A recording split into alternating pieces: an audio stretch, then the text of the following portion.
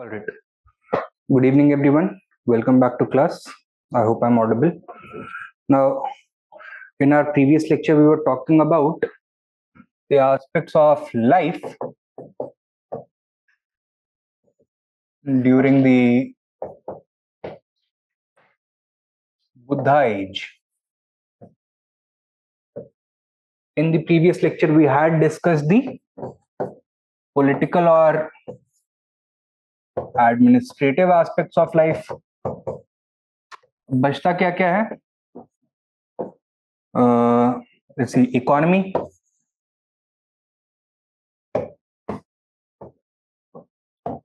society, and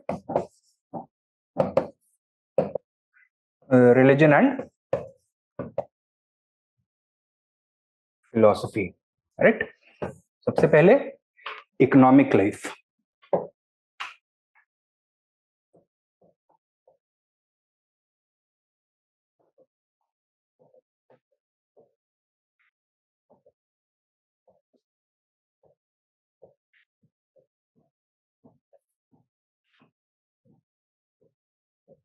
Buddha age was also the age of the second urbanization. Therefore, we are going to see a lot of economic growth during this period in various fields such as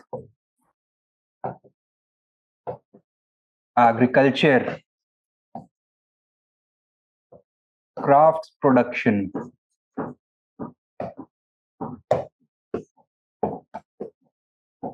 trade and commerce, the emergence of cities or urbanization,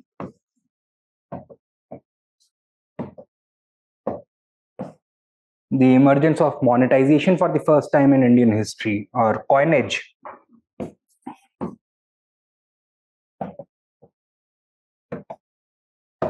And we also have to cover a very important debate which is relevant to the Buddha age, and that is the debate regarding the role played by iron in the second urbanization.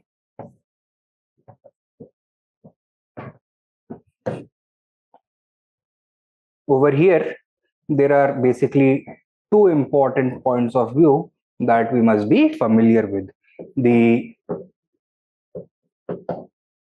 Marxist view and the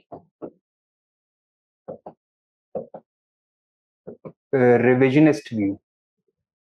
Marxist view espoused by historians such as Professors D.D. Kosambi,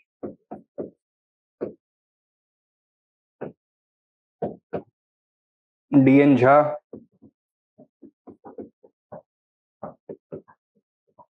R.S. Sharma, etc. And among the revisionist historians, Professor Dilip K. Chakravarti,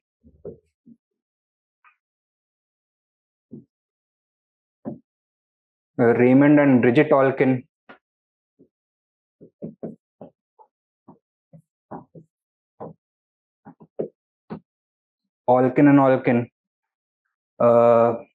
Niranjan Ray, Ranjan Gurukkal,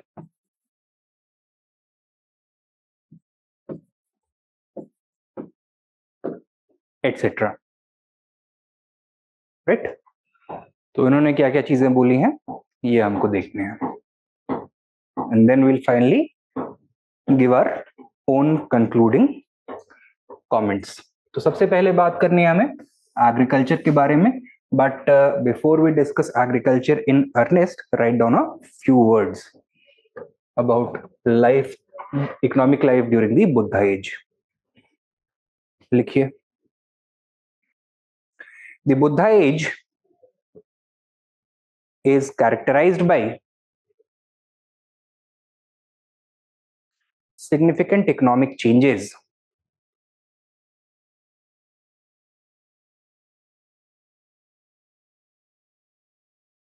as the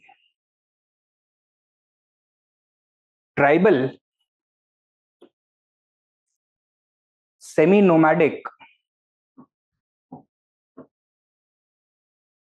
Vedic economy transformed fully into a settled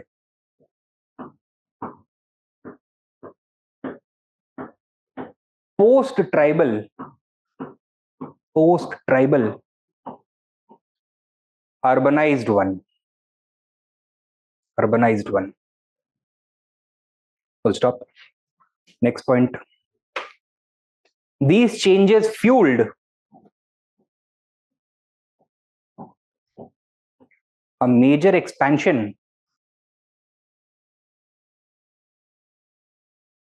of crafts and trade,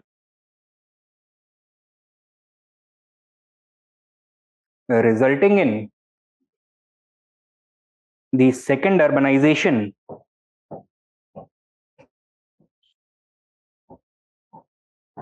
and the introduction of metallic currency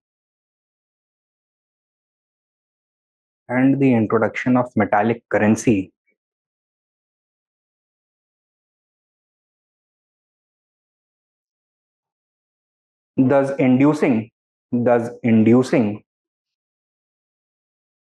remarkable changes in the society, philosophy, art, culture, and politics of India. Philosophy, art, culture, and politics of India. Now, first beginning with agriculture. Give the subheading agriculture.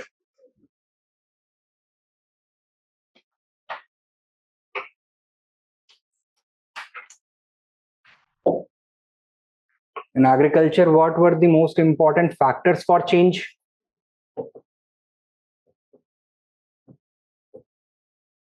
Introduction of iron तो था, लेकिन probably उससे भी ज्यादा important हाँ the land that these people were now cultivating, right? So fertile land in the mid Ganga Valley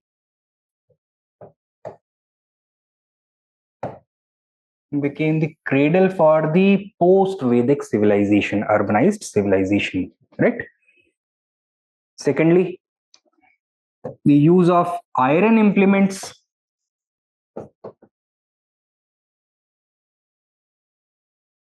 played an equally important role, right? Further, the increase in population size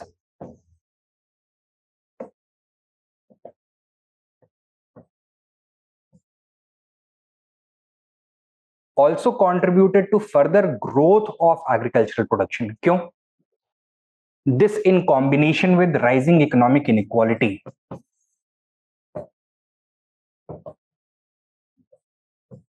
what did it end up creating? A very important economic resource. Population बढ़ गई है और inequality ज्यादा है. किसी के पास land है, some people don't have land, some people have wealth, some people don't have wealth. So what is going to happen?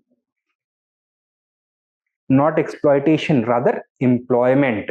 Okay, so those people with less are going to be employed as a wage labor or even as a slave labor by those people who do have wealth now. Okay, so this created a very powerful human resource machinery or wage and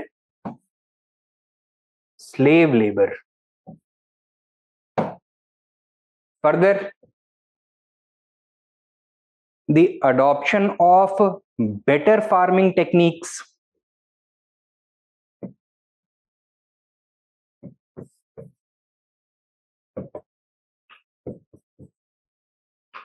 such as the use of plowing, the use of artificial irrigation, in the form of canal as well as well irrigation, the use of wet paddy transplantation,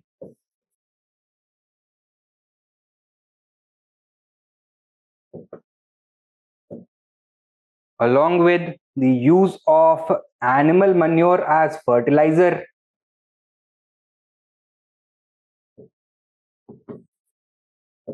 all this contributed to the expansion of agriculture.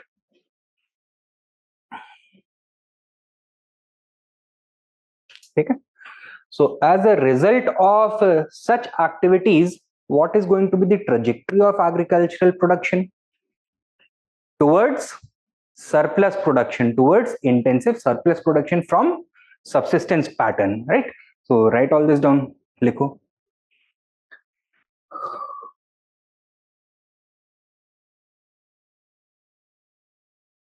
In comparison to the wheat producing upper Ganga Valley, in comparison to the wheat producing upper Ganga Valley, good evening, upper Ganga Valley, comma,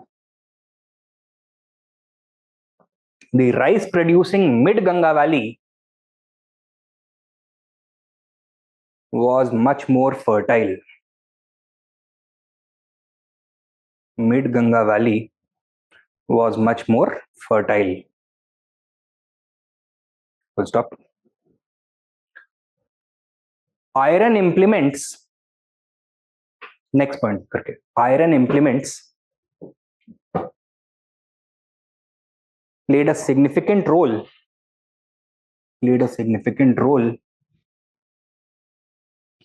in the intensification of cultivation. In the intensification of cultivation. How? By both clearing as well as preparing the land. By both clearing and preparing the land. By both clearing and preparing the land. Full stop. Next point. As population increased,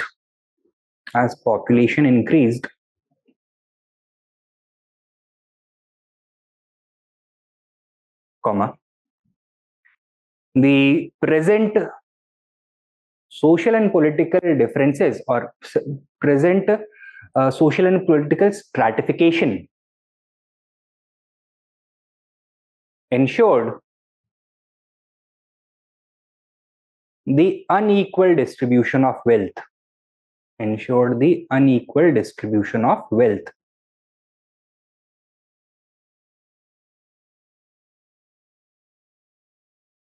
The unequal distribution of wealth.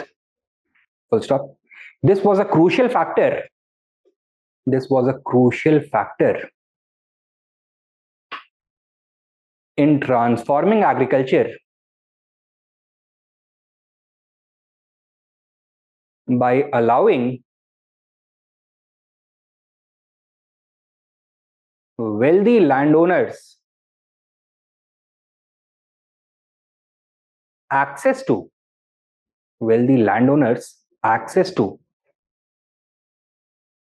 extremely valuable cheap wage and slave labor.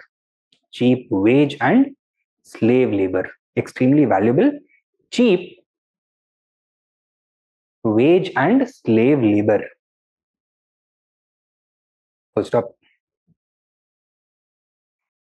Next point. Better farming technology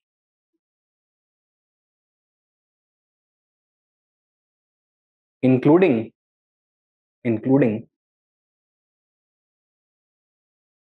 the use of the iron plow, which allowed deep tilling of the soil.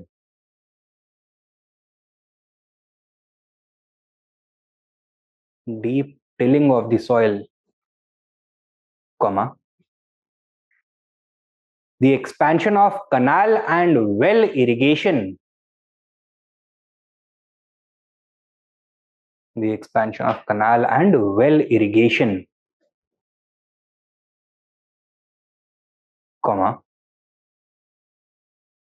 the adoption of wet paddy transplantation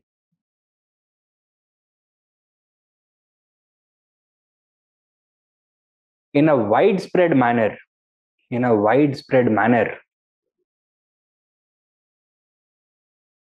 and the increasingly popular practice of using animal manure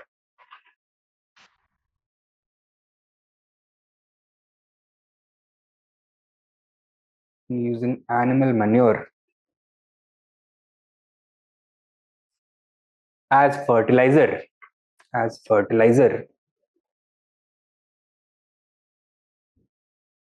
contributed to a major expansion of the agricultural surplus,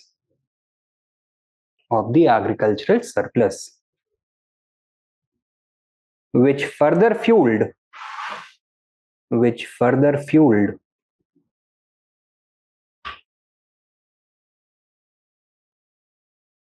population growth and economic inequality.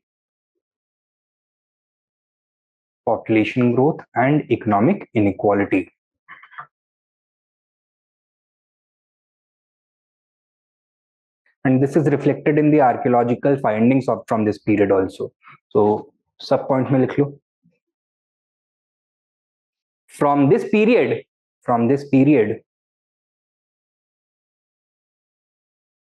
we find thousands of settlements in the mid Ganga Valley alone.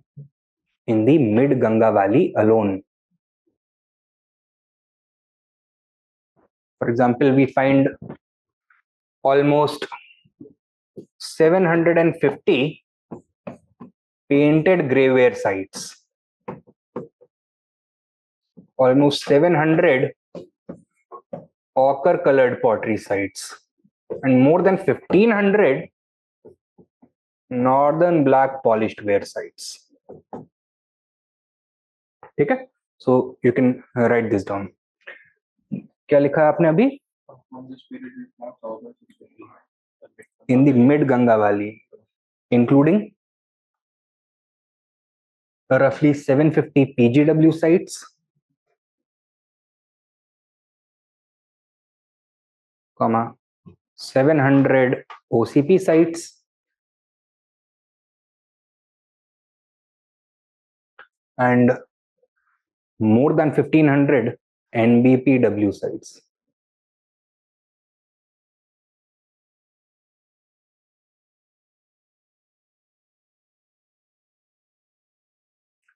Full stop. Next point लिखो.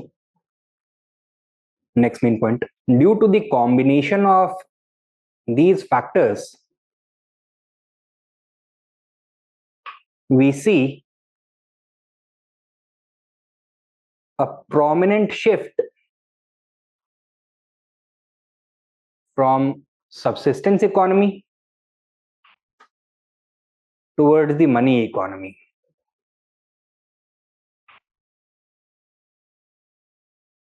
Full stop.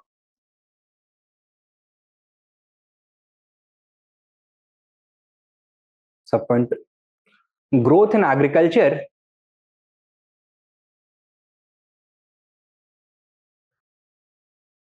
and the rising population also encouraged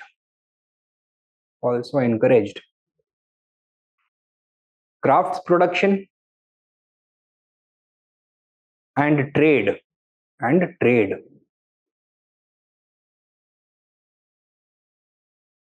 with a class of traders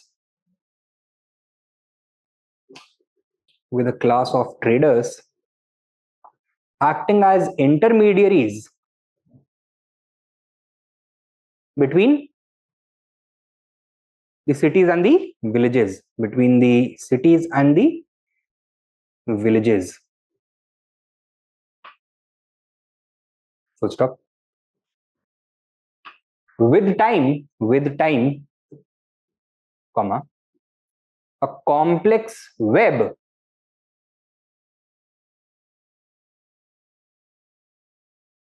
appeared, connecting the entire economic structure at different levels.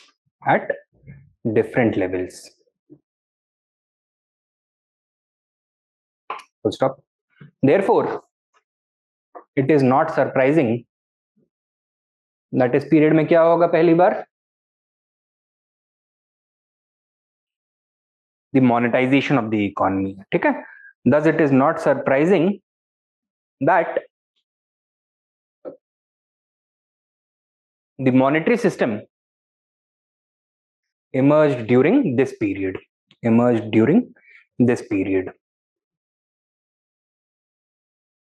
ठीक है. तो ये हो गया agriculture. Next,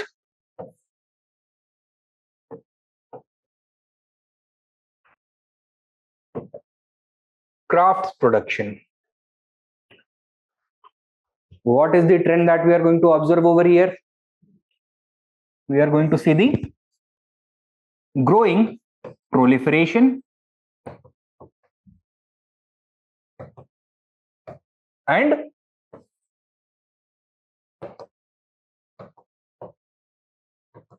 specialization of crafts. ठीक है. This specialization is going to take place at both a regional as well as a social level. ठीक है. Secondly, we are also going to see the greater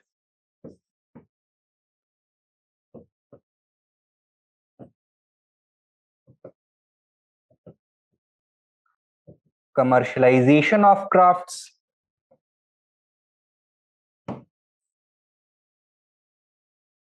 embodied by the growing strength of new crafts based or occupation based guilds. ठीक है.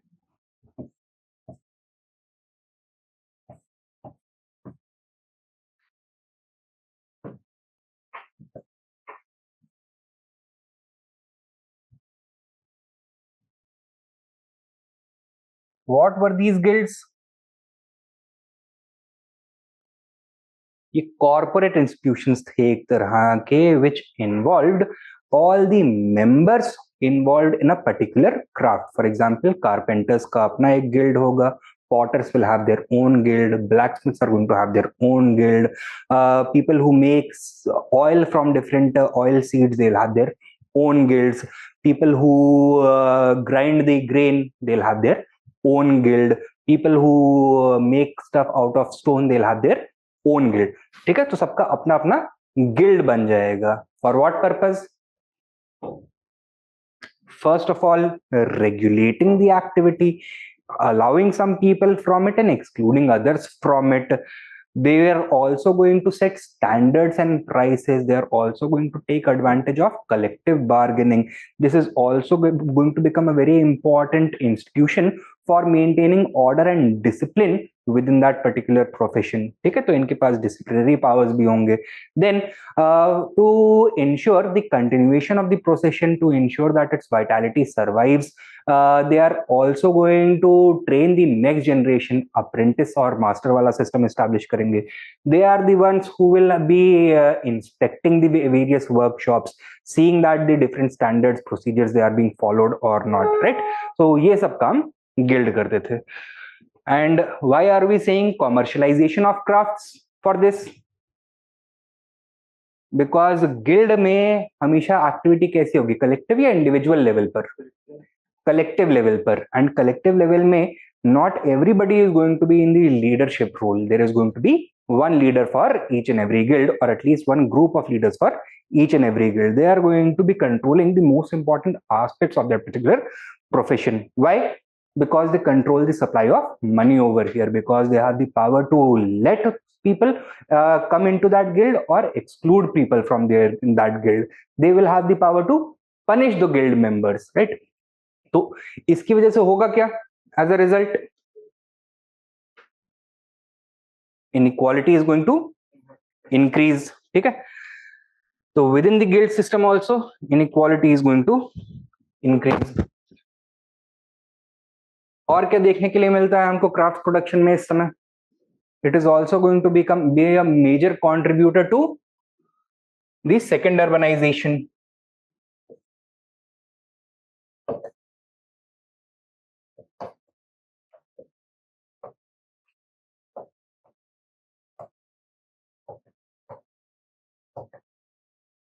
Why? What will be the functional roles performed by the cities? ये हम already discuss कर चुके हैं। They could be administrative centers or trade centers or cultural or religious centers, educational centers, but almost all the cities were production centers where craft production was going on.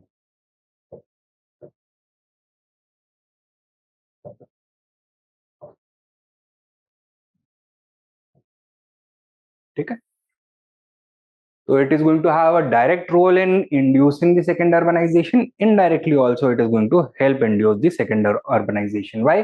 Because this production is going to lead to greater trade, and thus simultaneously these cities are also going to emerge as trade centers. Clear है? Now, what kind of a relationship do you think the state would try to maintain with these guilds? A cooperative one or an adversarial one? Cooperative one. Why? Because these guilds, first of all, control the manpower, because all the members of that guild are going to be under its influence. Secondly, they also maintain standards, perform several regulatory functions, and thus act as wings of the state. Otherwise, the state would have had to perform these functions. Thirdly, the state also depends upon these guilds for various things that it itself wants to consume. For example, weapons ho gaye, or maybe uniforms ho gaye, or armor ho gaya, right? These kinds of things. Or finally, many of the members of these guilds are going to be very close to the ruling class. क्यों? इनके पास पैसा है और पैसा ruling class को चाहिए, so that they do not support their rivals, right? So craft production is also going to contribute to the further consolidation of state power.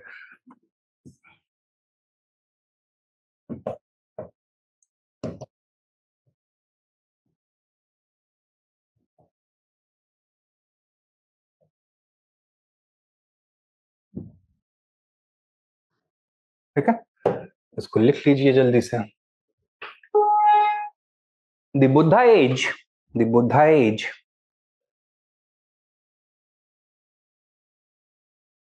अच्छा, please repeat money economy वाला main point. Shift from money economy, shift from क्या लिखा था, subsistence based economy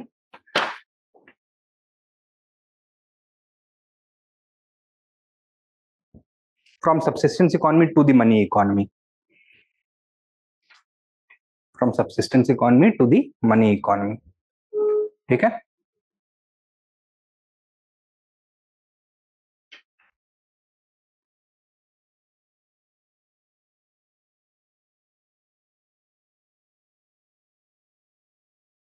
okay, right. तो give this a heading, craft production, उसके नीचे लिखो कुछ लिखा अभी आपने? हाँ, the Buddha age witnessed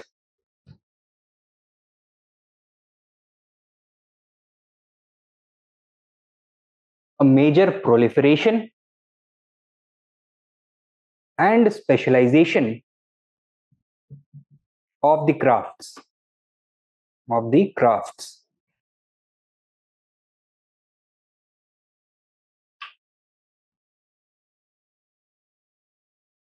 Full stop.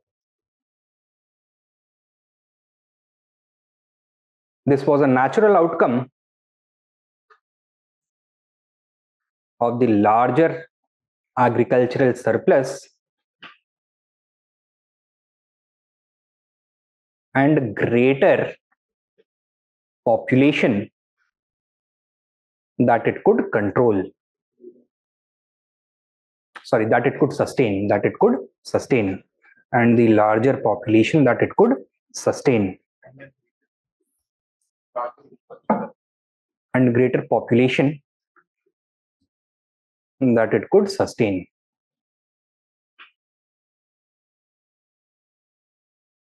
ठीक है. Further, craft proliferation and specialization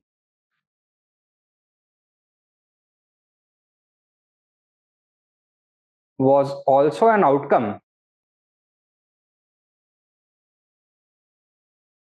of social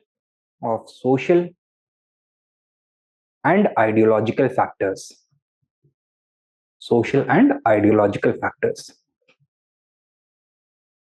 economic factors तो आपको क्लियर है, हमने डिस्कस कर लिए हैं. What are the social and ideological factors? Changes in the varnashrama dharma system. अब क्या होगा? See, the economic stratification of the society पहले 4 वर्णास में डिवाइडेड था, right? Now within these varnas also sub layering is taking place. Economic stratification बढ़ रहा है because of rising economic inequality. Secondly, the Brahmanical system is becoming even more rigid and more concerned about preserving the hierarchy in which the Brahmins enjoy the top position. Therefore, some ideological changes are going to take place. For example, the concept of intermixing of varnas, intermarriages, जो कि पहले भी big no-no था, now it is going to be completely prohibited, right? So there are going to be strict rules against such activities, and in order to reinforce those rules, concepts such as varna samkar are going to be invented. Varna samkar was a prohibited act. क्या होता था वर्ण समकार? It literally means the mixture of the varnas, the intermixing of the varnas, and the intermixing of the varnas is going to be taken as the justification for the invention of a new basis for classification, that is caste और जाति. ठीक है. So let us say there is a Brahmin man and a Kshatriya woman who get married. Their offspring is going to remain Brahmin, but he is not going to have the same social rank as the offspring of a Brahmin and another Brahmin. उससे नीचे होगा. Similarly, a Kshatriya male and a Brahmin woman get married. They are going to remain Kshatriya. The offspring is going to be Kshatriya. लेकिन वो जो offspring होगा उसका status अब बाकी क्षत्रिय से ऊपर माना जाएगा, थोड़ा हायर माना जाएगा, right? So these permutations and combinations could take multiple shapes, right? क्योंकि जातिस के अंदर भी इंटरमिक्सिंग हो सकता है, तो that also needs to be regulated, that also needs to be prohibited as far as possible. Now this caste और जाति system became this new system for social ranking. और इसको अप्लाई क्या किया जाएगा किस चीज को रेगुलेट करने के लिए? क्राफ्ट्स के प्रोडक्शन को. ठीक है. So at the social level, crafts production is going to be linked to the caste of any person or the jati of any person. That means people of a particular caste are going to be assigned a particular occupation. Now, people of an upper caste can undertake other occupations, but people from lower castes cannot take the occupations belonging to other castes. That is going to be the basis for distribution. Clear है? तो अभी क्या लिखा है? Ideological factors. Full stop.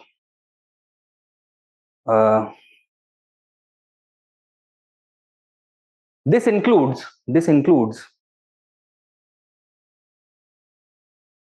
the introduction of the concept of castes or jatis,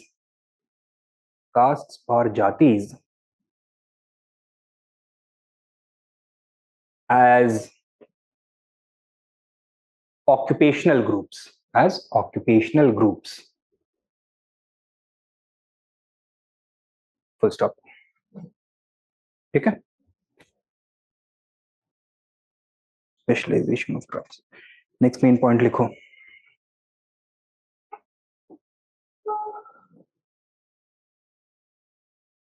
As a result,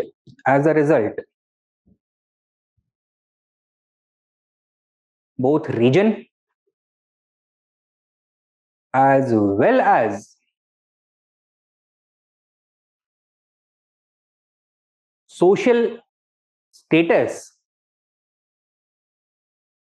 became the basis for craft specialization.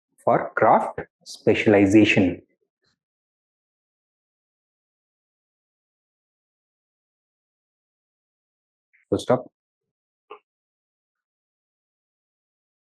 Next main point लिखो.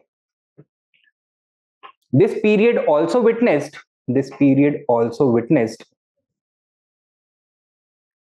the greater commercialization of crafts.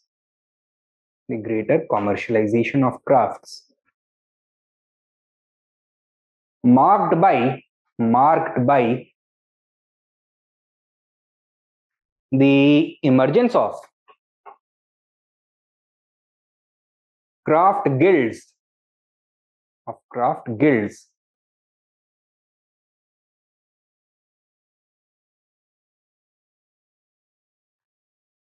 In guilds को contemporary literature में किन नामों से बुलाया जाता था? श्रेणीज. Craft guilds known as श्रेणीज और गणाज और संघाज. श्रेणीज और गणाज और संघाज. Full stop. It is believed that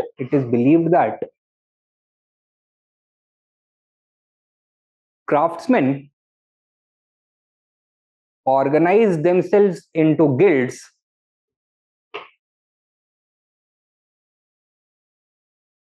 primarily to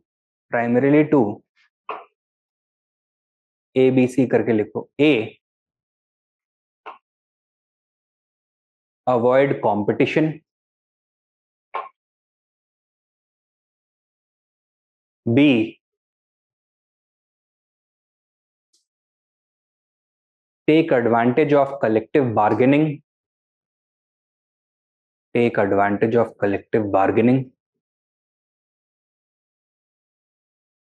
And C, reinforce the existing hierarchy within the profession.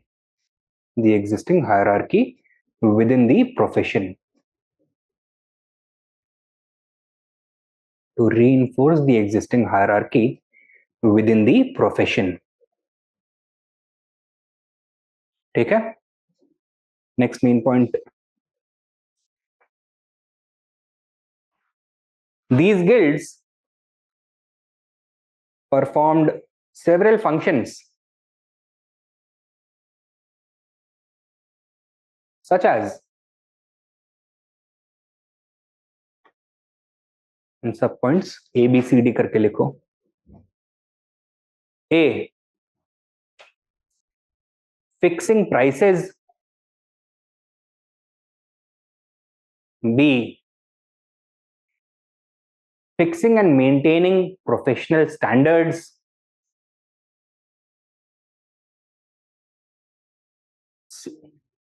Professional standards. C,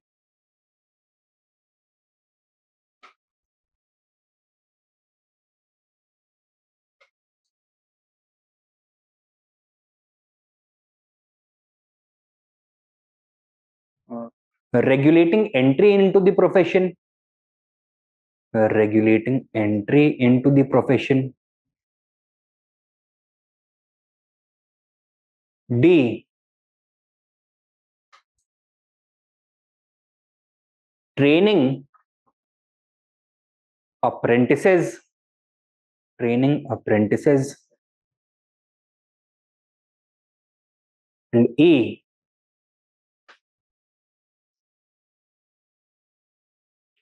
maintaining discipline. Maintaining discipline.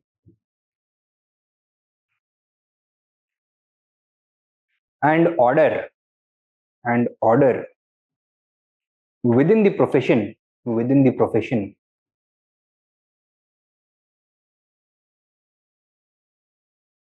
In a judicial role. In a judicial role. So they had judicial jurisdiction over the people in that wing. Next main point likho. Apart from professional control, comma, these guilds also exercised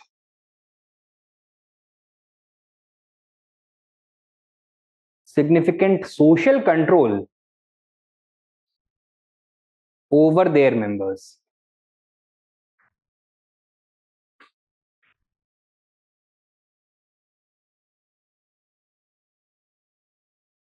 Example, सब point करके लिख लो. Example, the wife of a craftsman or the wife of an artisan,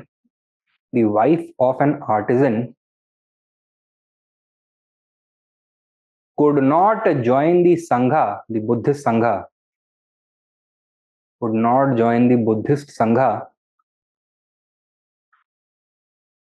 without the permission of his guild.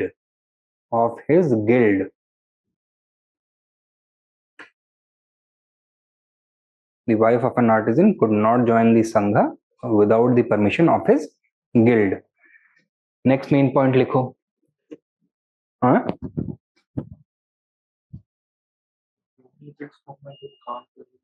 नहीं, females काम नहीं कर रही है ना. Females are only the wives of their husbands at this point of time. उनको profession से, economic participation से एक्सक्लूड करा जा रहा है systematically, and they are becoming more like objects which are possessed by their husbands. So the objectification of women is taking place. That a woman joins the Sangha may disrupt the domestic life of her husband, and therefore it would require the permission of the guild before she could be allowed to join the Sangha. Okay, so that is the idea over here. Next likho. Next main point. The state generally maintained a good relationship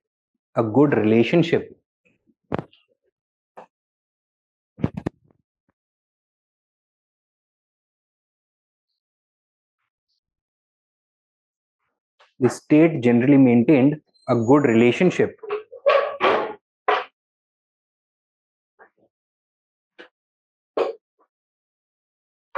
with the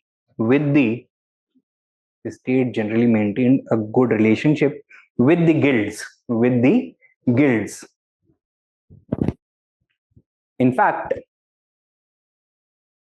The Dharma Sutras advise the kings to consult the guilds on important matters. Full stop. This was because they controlled trade and the flow of money,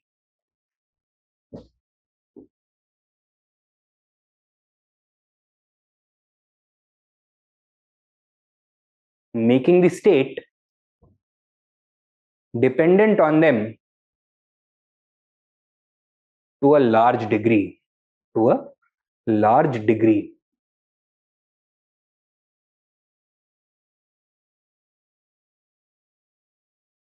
Full stop. Next point लिखो. Next main point. Craft production also contributed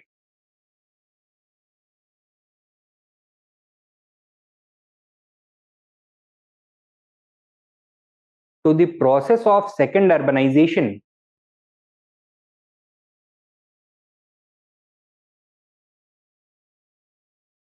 by facilitating the emergence of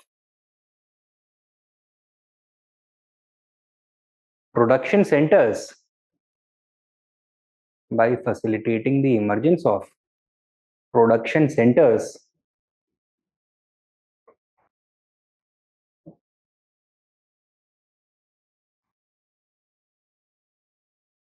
and driving the engine of trade and commerce,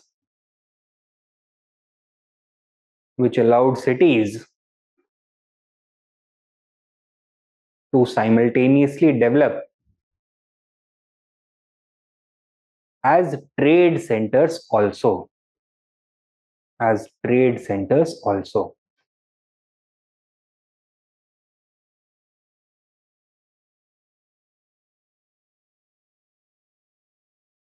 ठीक है, ये हो गया craft production. Next क्या देखना है हमें? Trade and commerce.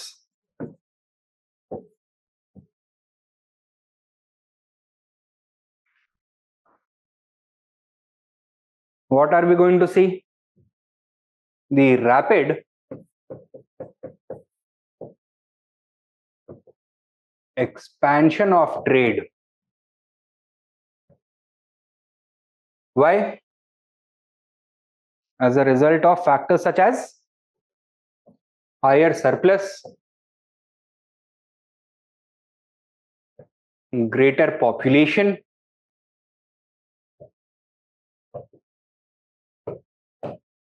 who now have comparatively a lot more money to spend, and thus demand is going to rise, and crafts proliferation.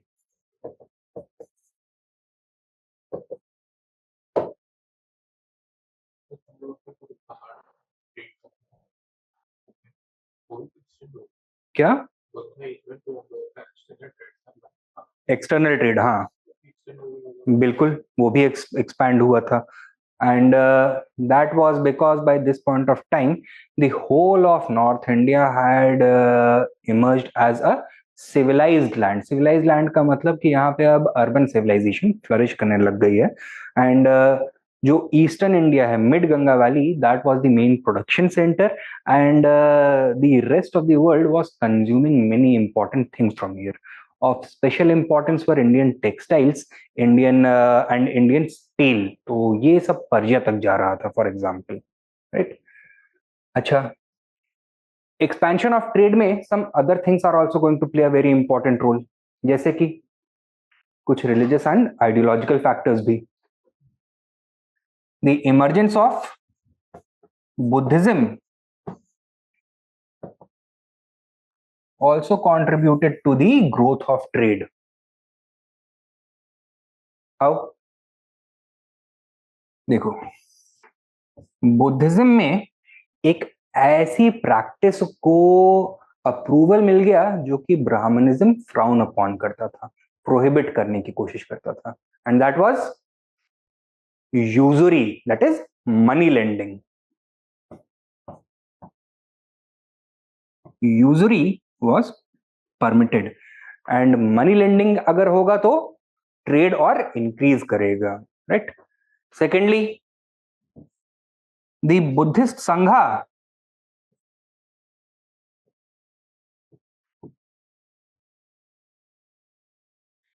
itself emerged as an important driver of economic growth. क्यों? It used to receive a lot of donations, and ये donations को hoard नहीं करता था. It used to churn it back into the market. It either used to invest directly in trade, or it used to give loans to the traders.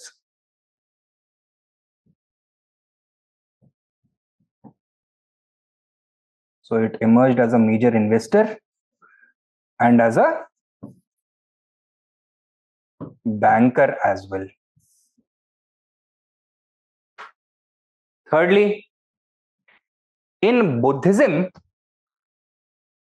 do we find the same kind of social hierarchy as in the Varnashram Dharma system? No. So it attracted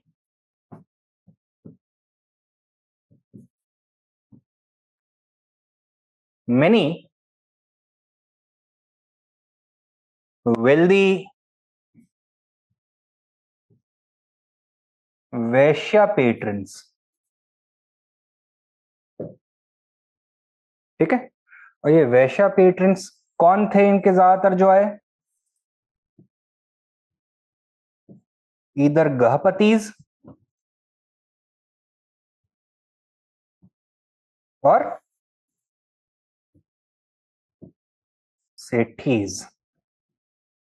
Gahpatis were large landowners. They were rich farmers, wealthy farmers. And Sethis कौन थे? सेठ जी लोग, that is rich traders. Why were they attracted towards Buddhism? Money lending was there. Buddhist Sangha was also ready to support their activities, and also because Buddhism offered them greater social status than Brahmanism. Okay? So they were drawn by all these factors.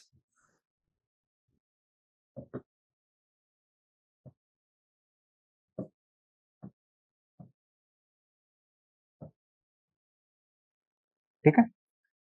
And as a result of the incorporation of such groups into Buddhism, their reach was now also able to reach which level? The very highest levels of administration. Now they came into contact directly with the kings. Kyun? Because Buddhism had normalized the interactions of Kshatriyas, Brahmanas, and Vaishyas. Okay? So, not only higher social status, but also higher influence. Okay? So, influence, political influence also increased. The state would become a patron of the important traders. It would become a protector of the important traders, and it would become a partner of the important traders. So एक symbiotic relationship अब emerge होगा between three organisms: the church, the state, and the trading class. ठीक है?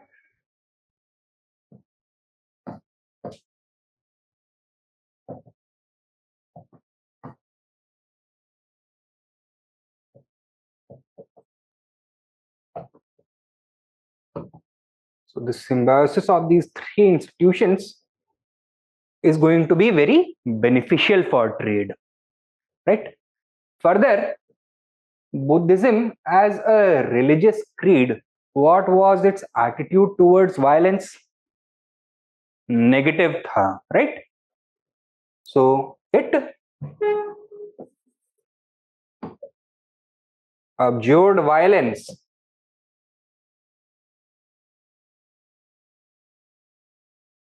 which contributed to greater political and social stability. It also contributed to greater economic stability.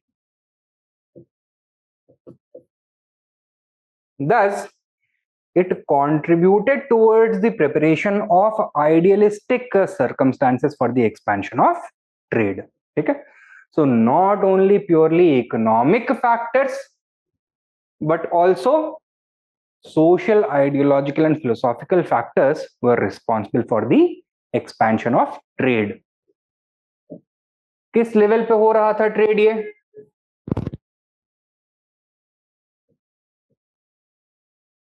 Local trade,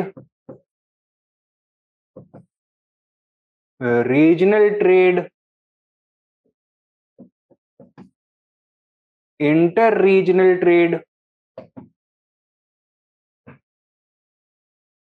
and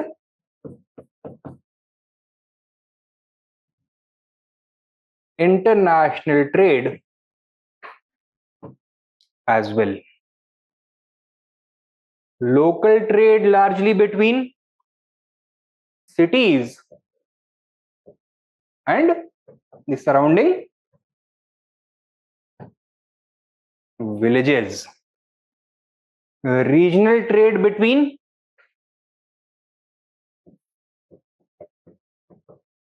cities and between cities and towns of a particular region. Inter-regional trade between cities only. And international trade with which part of the world? West Asia, along with parts of Europe, especially after the invasion of Alexander, and Southeast Asia as well.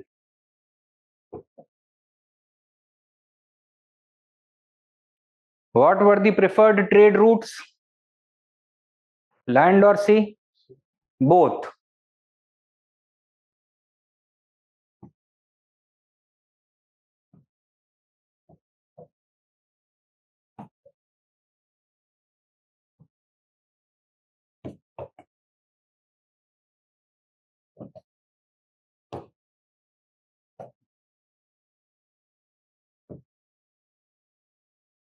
ठीक है? With West Asia and Europe, which trade route was preferred? Land or sea? Land based.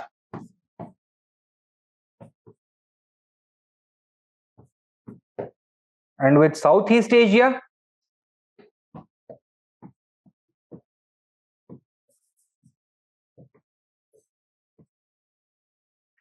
Sea route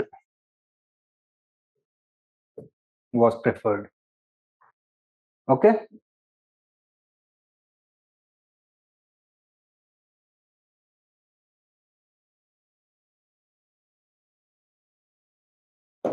Now, one more factor which also led to the explosion of trade, another economic factor, was the monetization of the economy, the introduction of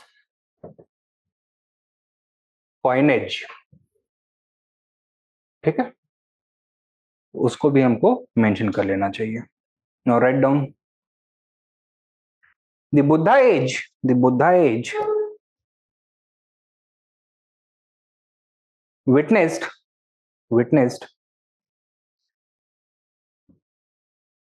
a major expansion of trade due to a combination of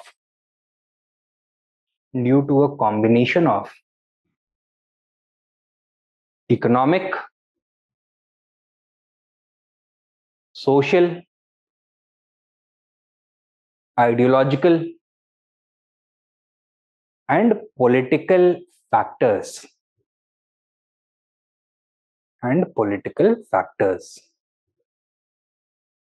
Full stop. Sub point. The larger population, the larger surplus, comma, growing population, comma, the proliferating crafts sector,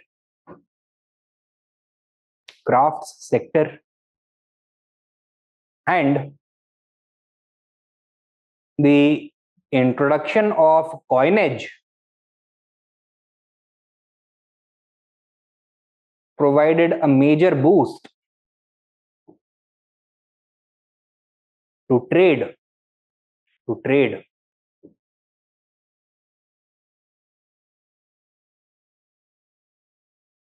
by creating demand and facilitating exchange.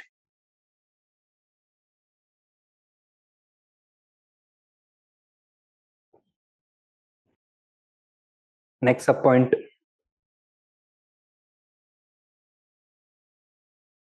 The emergence of Mahajanpadas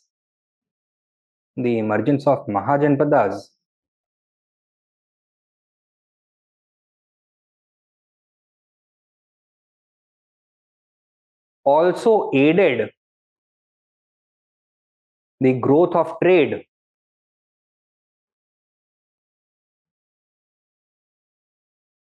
since these stronger states were in a position to provide the traders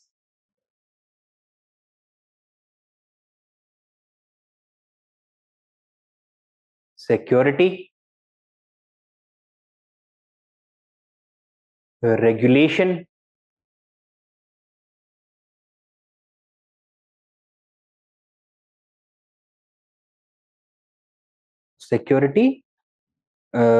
regulation, and support.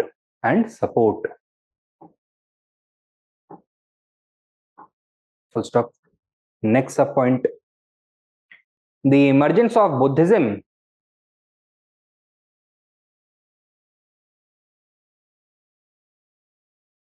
also facilitated the growth of trade,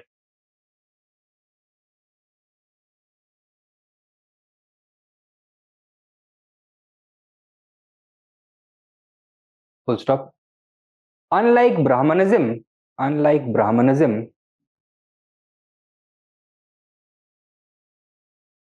comma, it accepted usury. It accepted the practice of usury.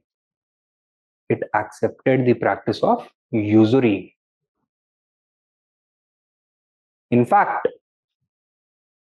the Buddhist Sangha, which received huge donations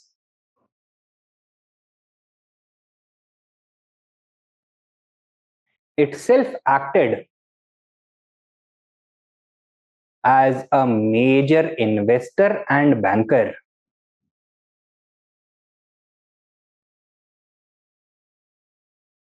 Instead of hoarding wealth.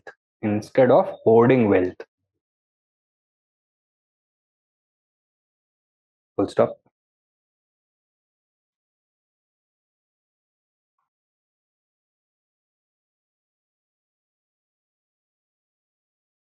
Buddhism's rejection of, next sub point लिख लो, Buddhism's rejection of the Varna based social order or social hierarchy attracted wealthy Vaishya patrons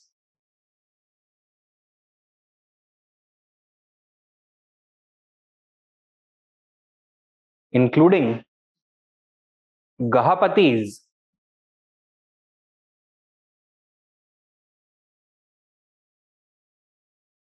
within brackets you can write wealthy farmers,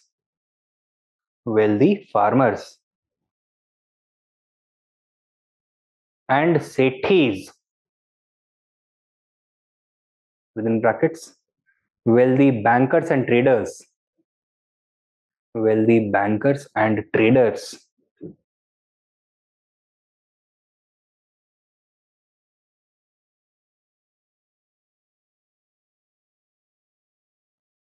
Full stop. Within Buddhism, they enjoyed higher social status as well as political influence. Within Buddhism, they enjoyed a higher social status as well as political influence.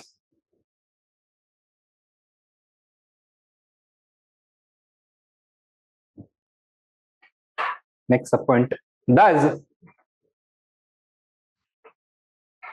the emergence of Buddhism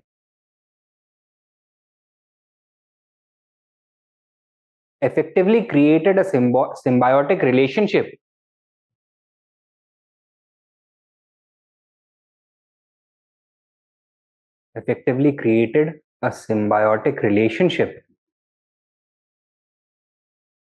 between the three great institutions of the state,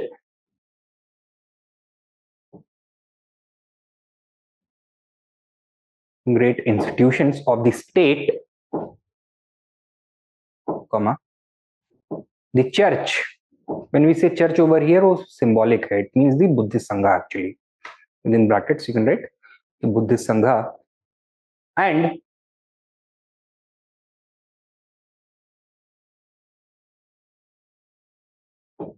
the economic elites.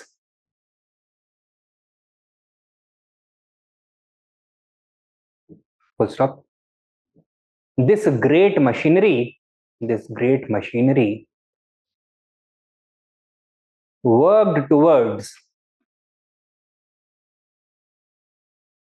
the promotion of trade and commerce. Next subpoint. Finally, by abjuring violence,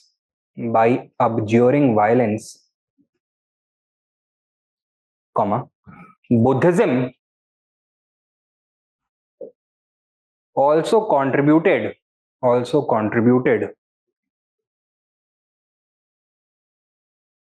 to greater socio-political and economic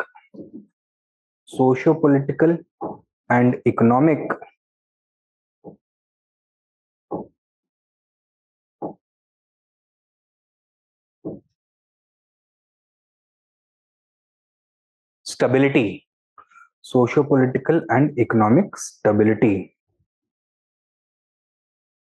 Full stop.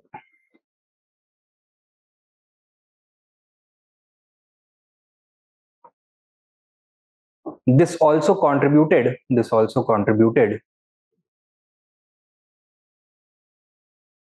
to the promotion of trade.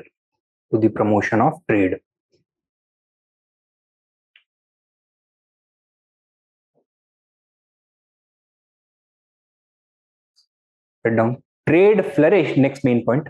Trade flourished at different levels.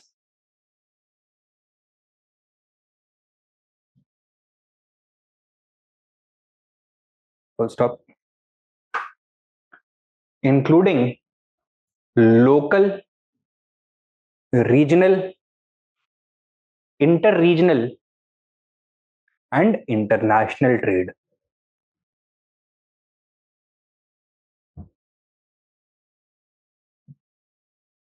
Subpoint.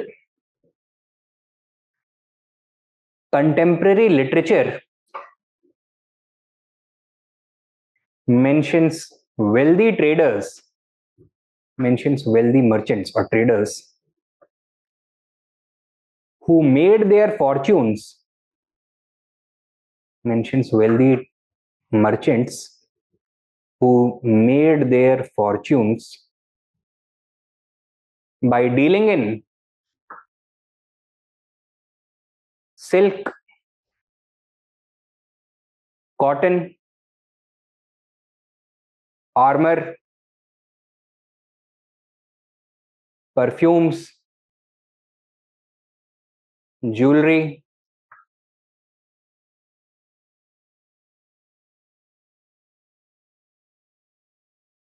ivory,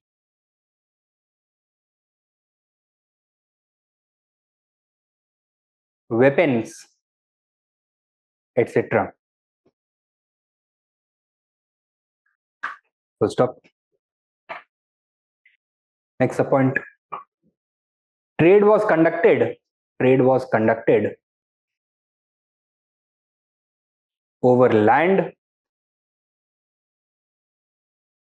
rivers, as well as the sea route.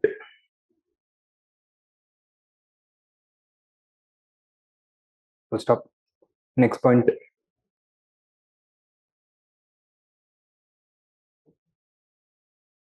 Next point. According to Buddhist literature, according to Buddhist literature,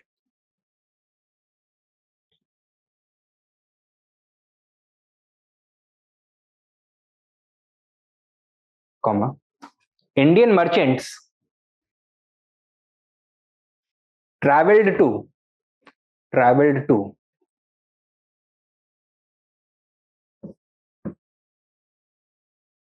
Suvarna Bhumi is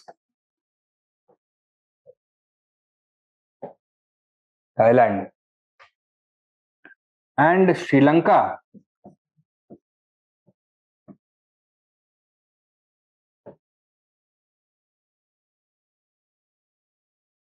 by sea from the port of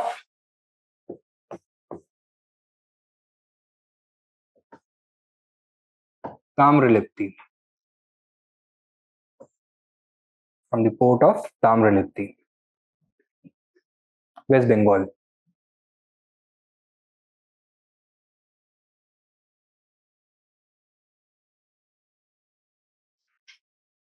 Next point. India's trade with Persia and Europe was facilitated by the Persian conquest.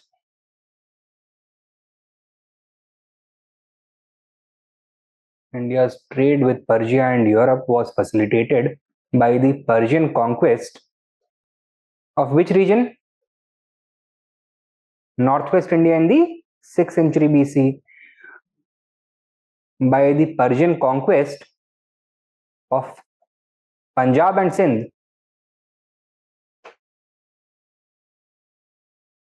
in the 6th century BCE.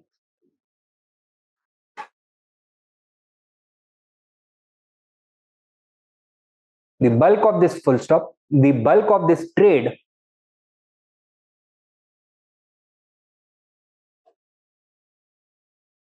took place over land. And which city acted as the most important trade center for this kind of trade? For trade with the Western world? Punjab में कौन सी major city? Takshashila. Write down.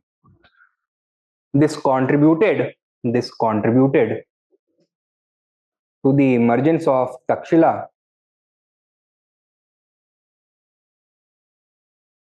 as a great center of trade.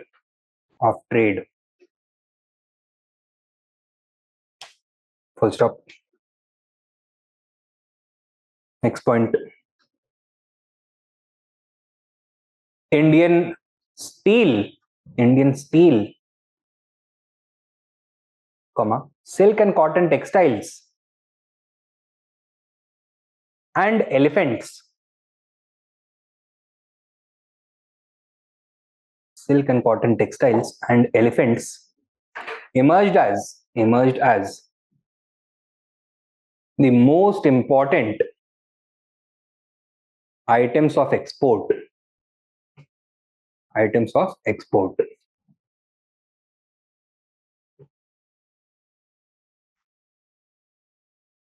ठीक है, next main point लिखो. According to contemporary Buddhist texts,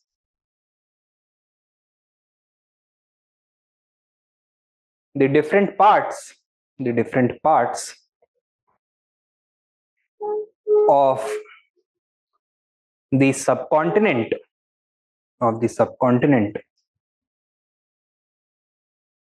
were connected by four great trade routes.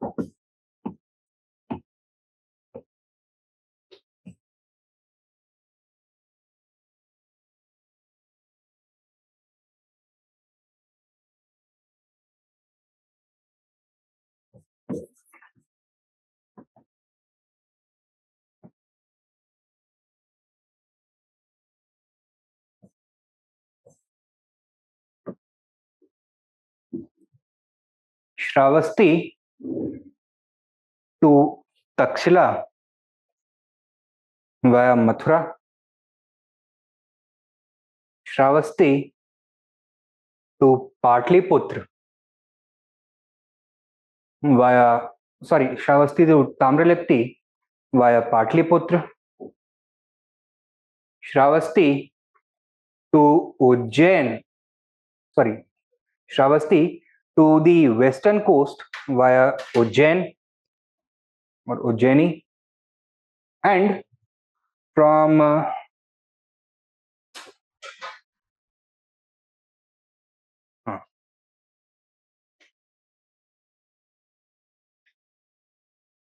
Ujjain and Potali to Tamralipti.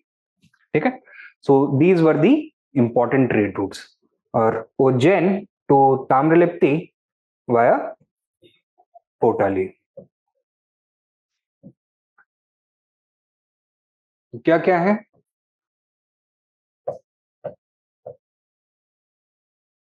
Shravasti to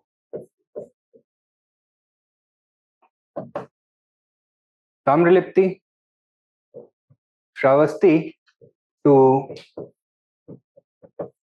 Takshila, Shravasti to the western coast,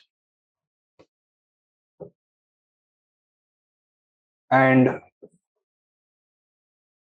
Ujjain to Tamralipti via Potali.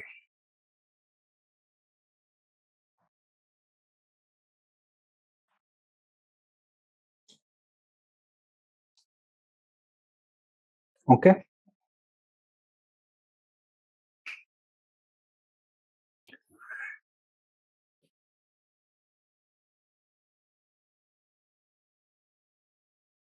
Is this clear? तो ये हो गया आपका trade. Next we need to talk about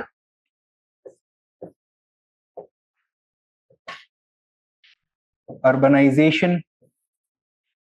What is going to happen? Second urbanization, it is going to begin towards the end of the later Vedic age, and throughout the Buddha age it is going to keep on accelerating. Why?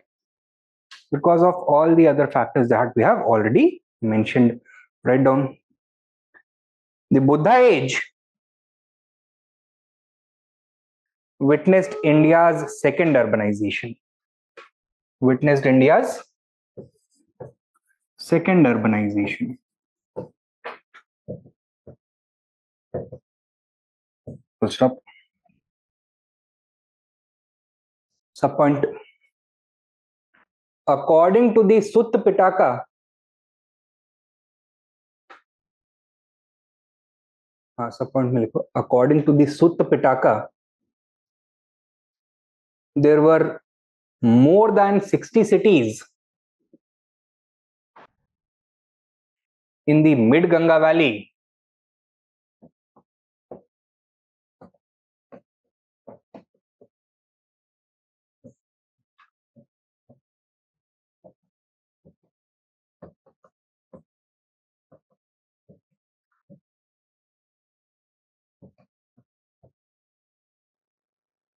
with at least 20 of them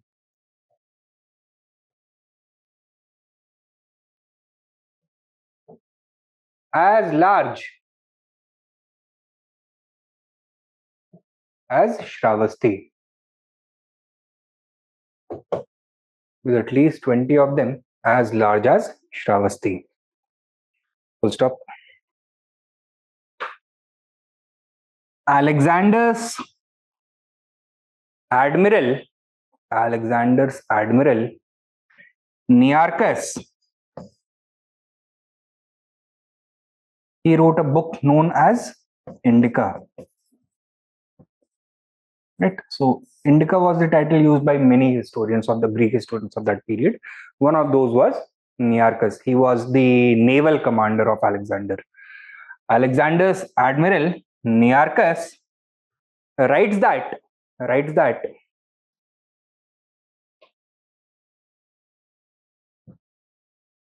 Alexander had conquered 9 states and more than 5,000 cities in India. And more than 5,000 cities in India. Right.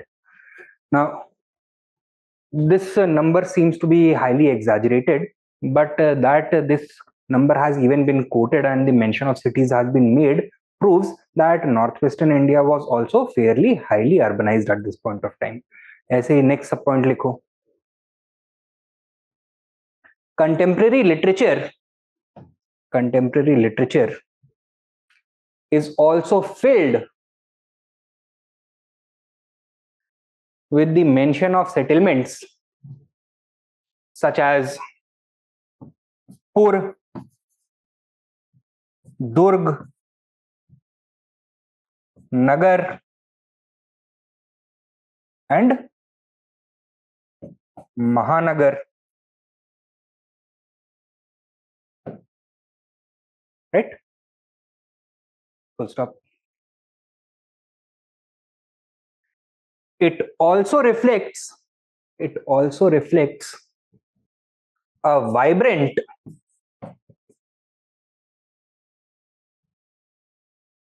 urban social milieu or social environment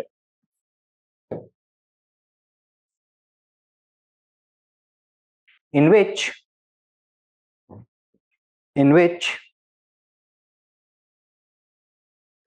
priests, seers,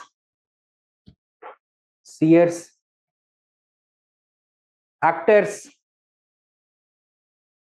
artists, traders,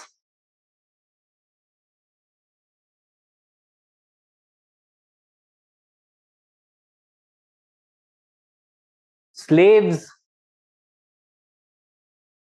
prostitutes, beggars, officials,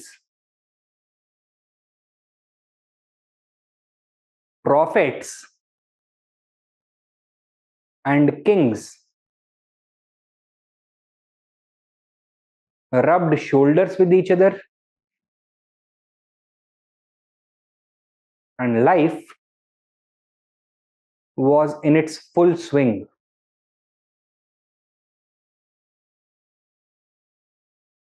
Life was in its full swing.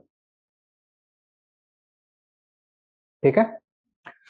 So these kinds of classes could coexist only in cities. That is the point. ऐसा नहीं है कि ये rural setting में आपको सारी classes मिल जाएंगी. तो किंग्स फॉर एग्जांपल नहीं मिलेंगे, लार्ज अमाउंट ऑफ ऑफिशियल्स नहीं मिलेंगे, beggars, prostitutes, pickpockets, saints, fortune tellers, artist, ये सब भी नहीं मिलेंगे. वहां पे क्या मिलेगा? लोकल आर्टिजन्स मिलेंगे, फार्मर्स मिलेंगे. तो the very mention of these categories of people tells you that a highly developed urban economy was in place, it existed. Next main point लिखो. The cities of this period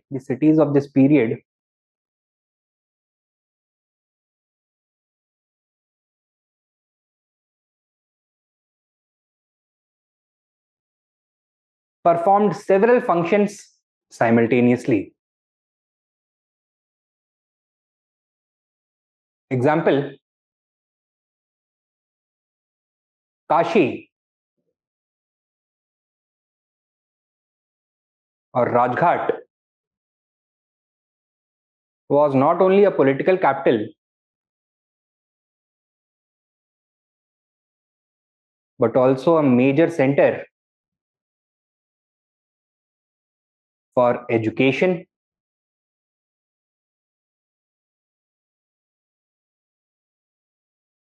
comma, cotton and silk production, cotton and silk production, and religion.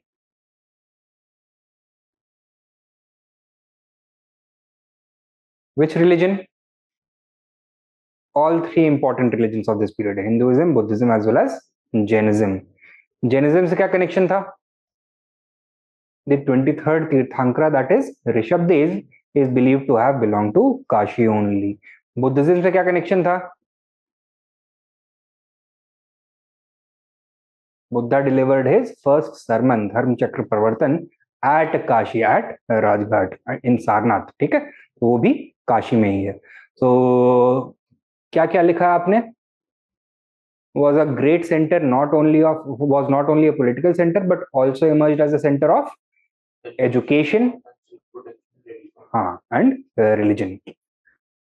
तो ये तो हो गए characteristics of urbanization of this period. Next क्या देखना है हमें? Monetization of the economy.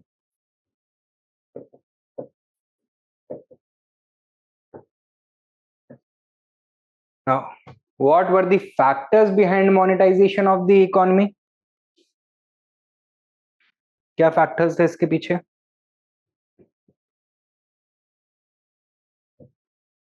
The rising trade volume and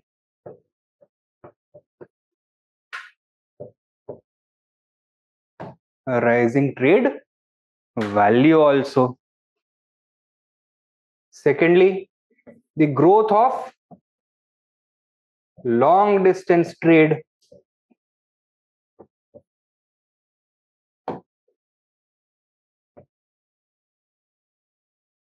Further, growing contact or economic contact with the external world.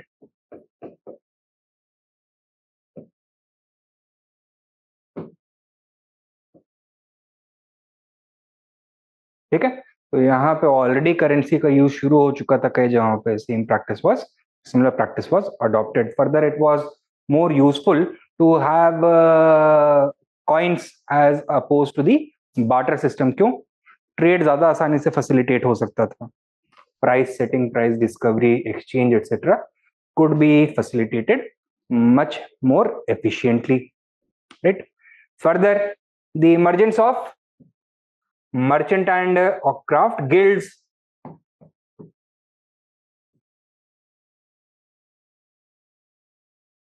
ठीक है, so in fact these were the ones who minted the earliest coins. Further, the consolidation of the state system in order to back the currency. Regulate it, etc. Further, improvements in mining and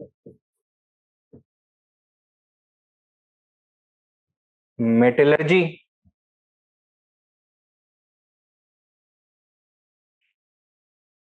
ठीक है, further, the rising importance of money lending. Money lending के लिए क्या जरूरी होता है? Money होना चाहिए, राइट? तभी हो सकता है मनी लेंडिंग. तो these were the important factors that were responsible for the monetization of the economy. Features क्या होते थे इन करेंसीज के? What were they called? Contemporary literature refers to them as karshapanas or simply as panas. Modern historians call them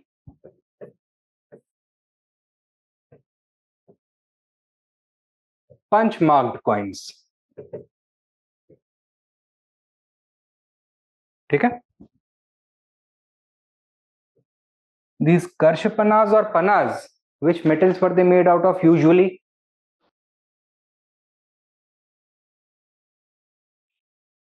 Copper, silver, bronze, and 14. 14 is a greenish brown alloy of copper and lead usually. Which metal was not used for making coins? Neither iron nor gold. ये नहीं use होते थे इस समय for making coins. Were these coins of regular shape and weight? No. So these were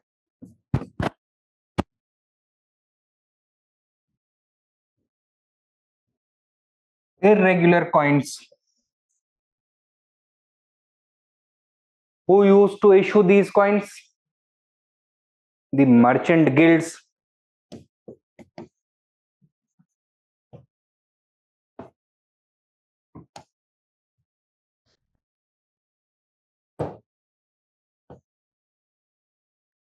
Did these coins have any names, dates, images of kings or gods on them, royal emblems, inscriptions, ये सब कुछ होते थे? No. So they had no names, dates, images of kings or gods, inscriptions or legends of any kind on them. Rather, simply an image of an animal, bird, or some geometric pattern was punched upon them. So that is why they are known as punch marked coins. तो एक हथौड़ा लेंगे, उसके ऊपर एक embossed symbol होगा of some bird or animal, and they would simply strike the coin with that hammer, right? So this kind of coins used to be there. So they had punch marked images of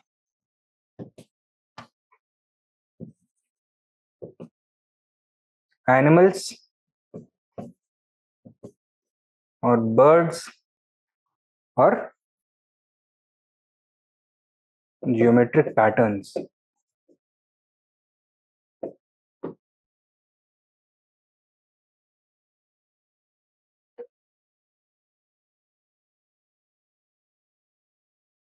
ठीक है. Now, apart from coins, was anything else also used for facilitating monetary exchange? Yes. Cowries.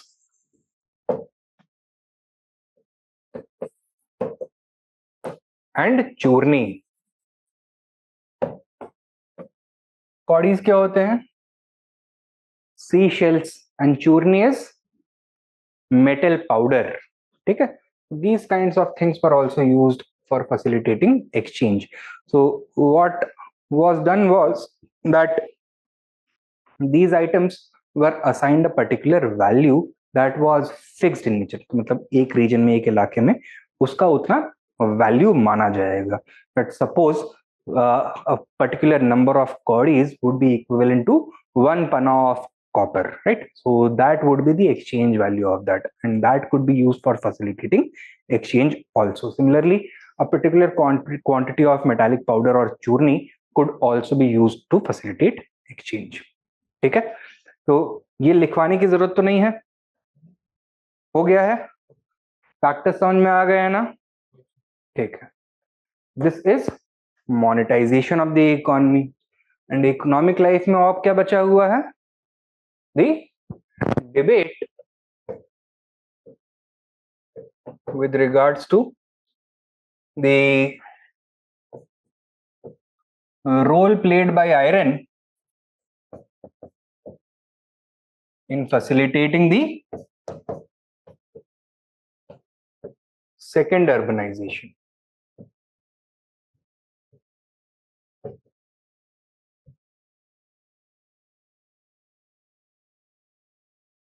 So, how many important points of view? Broadly, there are two schools of thought. The first being the Marxist historiography of this period, led by historians such as D.D. Kosambi,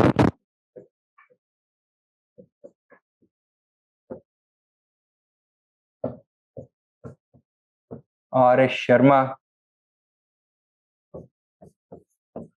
D.N. Jha, and other such Marxist historians. ये क्या बोलेंगे? Did iron play a major role or did it play a minor role or no role at all? Major role. ये हमेशा क्या बोलेंगे? Historical change is always induced by material changes, economic factors or technological factors or climatic factors, right? Historical materialism. तो इनके हिसाब से iron played the most important role in the clearing of forests, thus resulting in the expansion of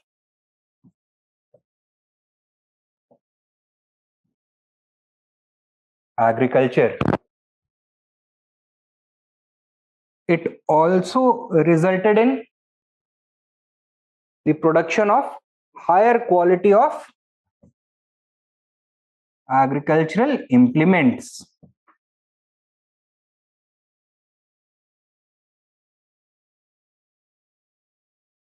And this would contribute to large agricultural surplus. This large agricultural surplus is going to facilitate trade and crafts production.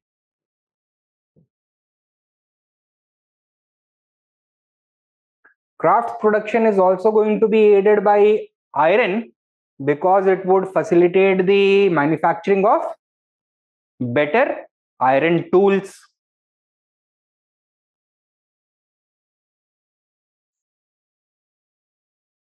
तो इसकी वजह से ये भी grow होगा, right? Now, agricultural surplus as well as rising trade and craft production is going to result in the strengthening of the state machinery, the state system.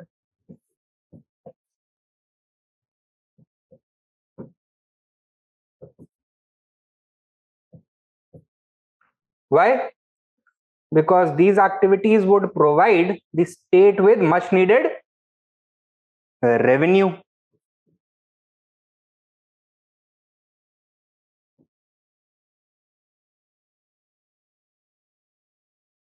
है ना?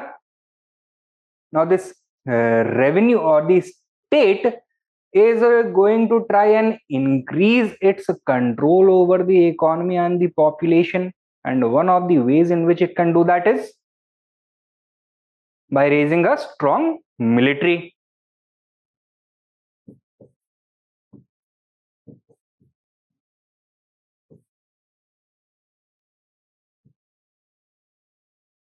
Right? So revenue is going to allow the state to maintain a large military, and to equip that military, weapons made of iron would be far better than earlier metals such as bronze or copper.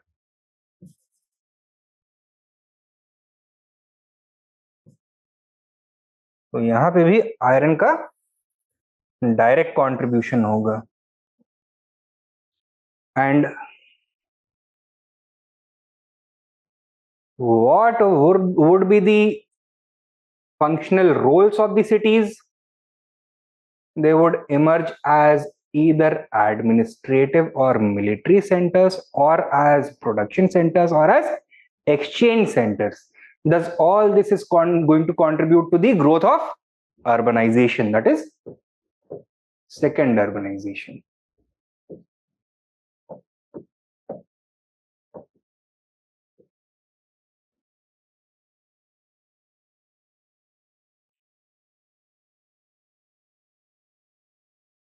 समझ में आया है इतना?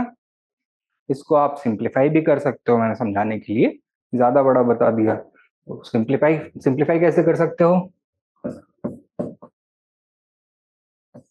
Starting point iron है, and point क्या है?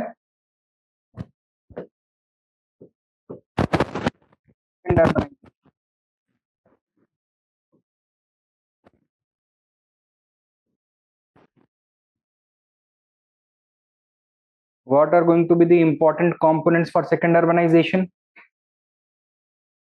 Craft production, trade and commerce, और state machinery. तो ये बीच में आएंगे, right?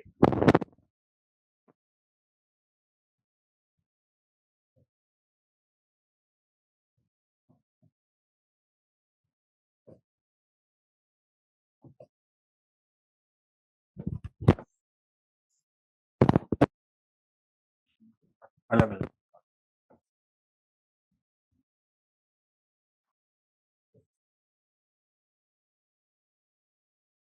And how does iron contribute to the growth of all these things? By providing surplus due to the growth of agriculture. This surplus would become the basis for crafts, trade, as well as higher population and revenue for the state. And all these things are going to contribute collectively to the process of second urbanization. Point is कि आप अपने answers को बहुत ज्यादा simplify कर सकते हो with the use of flow charts wherever it is possible. And ये आप स्पेशली यूज कर सकते हो जहां पे मार्क्सिस्ट हिस्टोरियोग्राफी इन्वॉल्व होता है, क्योंकि उनका एक बड़ा लिनियर टाइप ऑफ एक्सप्लेनेशन होता है, राइट? दैट एक फिक्स्ड बिगिनिंग पॉइंट होगा, एक फिक्स्ड एंड पॉइंट होगा. They make the rest of the historical narrative fit into this particular framework. So try using this, incorporating this into your answers wherever possible. ठीक है? It is going to take some extra work on your part, क्योंकि on the spot ये करना possible नहीं होता है. ऐसा नहीं है कि मैं यहाँ पे आकर के extempore तरीके से आपको बता रहा हूँ. I have already prepared this, so I can tell you. तो आपको भी अलग-अलग questions के लिए इसको इस तरह से prepare करना सकता है. Right? Now let us write this down in words also. लिखो.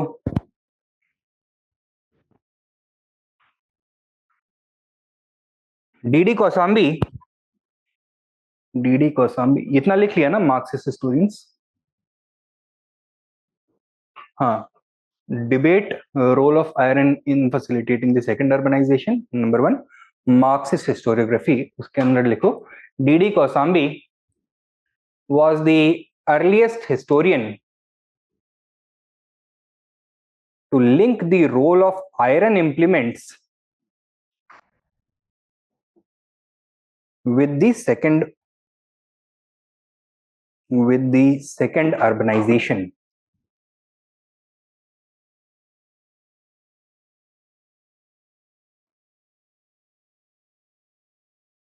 Stop. These views were further expanded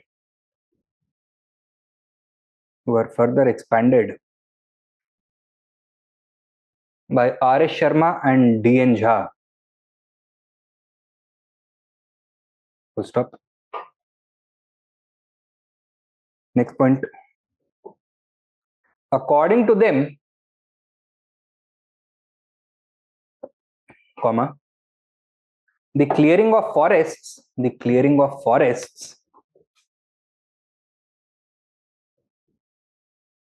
and expansion of agriculture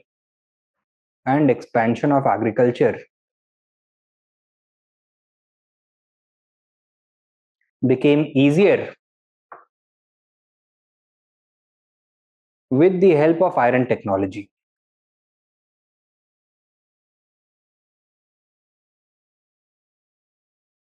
Especially after the development of the socketing technique.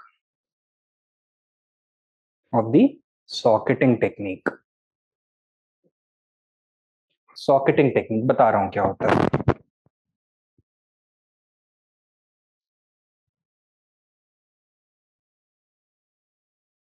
Of the socketing technique.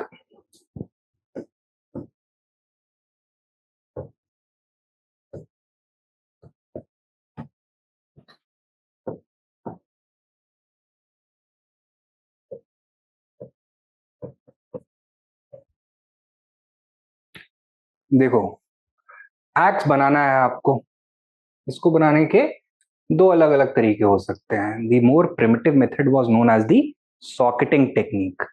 Now in both cases you have to take a wooden shaft, smoothen it, and then affix a heavy blade onto it. Unsocketed axe में क्या technique use होता था? That a hole was made through the shaft and the rock or metal blade was affixed inside it. ठीक है? So इसको बोलते हैं grafting. Then some rope or some other materials, string like material, was used in order to hold the blade in place. ठीक है. सॉकेटेड x में क्या होता है?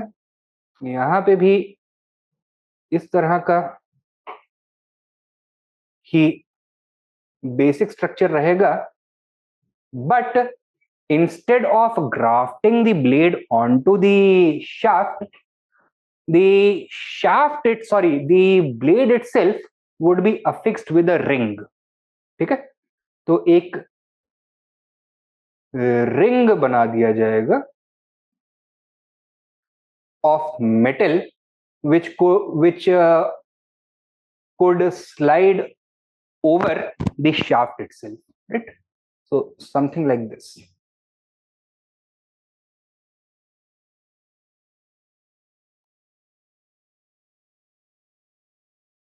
Right? This would be the ring, and इसी ring में वो attached होगा, और it would be part of the blade.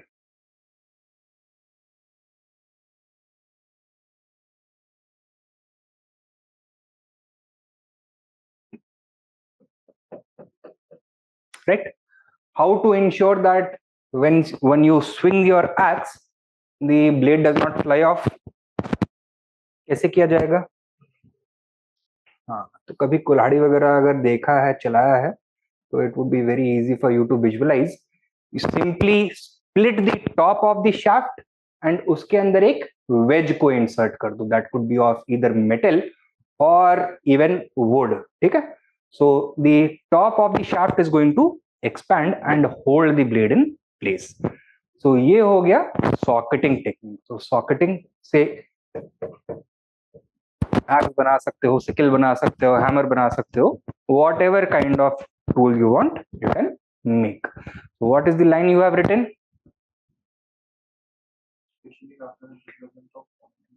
हाँ, of socketing technique. आगे लिखो.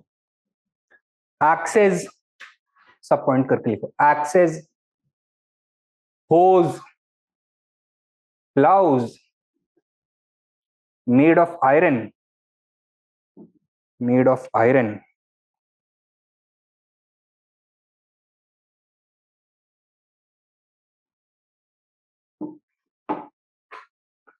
Axes, hose, plows made of iron were used for clearing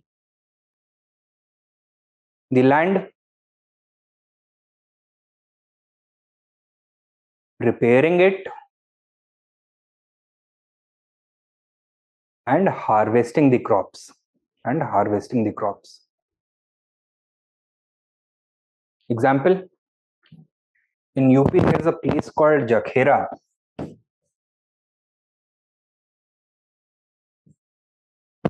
An iron plow has been discovered from here, believed to belong to the year 600 BC or thereabouts. ठीक है? Example: an iron plow has been discovered from Jakhera,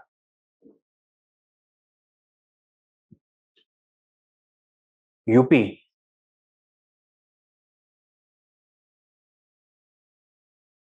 within brackets, write down 600 BC. Full stop. Now, according to these Marxist historians, it was due to the use of iron for agriculture that wet paddy transplantation became possible in the first place. क्यों? Wait paddy transplantation के लिए soil को बहुत deep तक डिग करना होता है. Wooden plows were not adequate for this. They were not heavy enough. They would break apart, right? Iron plow was both tough as well as heavy. Write down next main point. With the help of iron, comma, wet paddy transplantation became possible. Wet paddy transplantation became possible.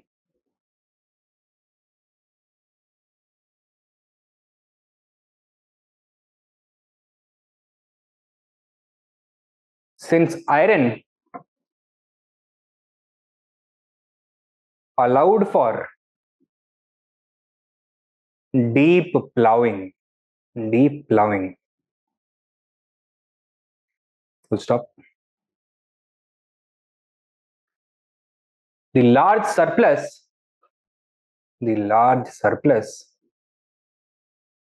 obtained from paddy cultivation facilitated the expansion of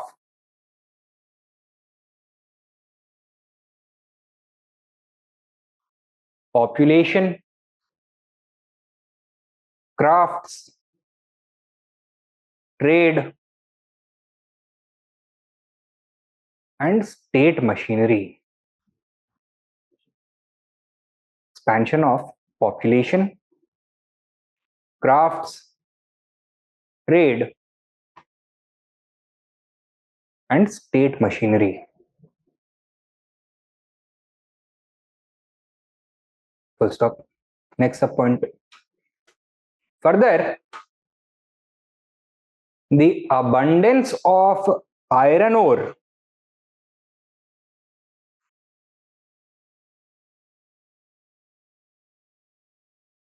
in the Chota Nagpur Plateau,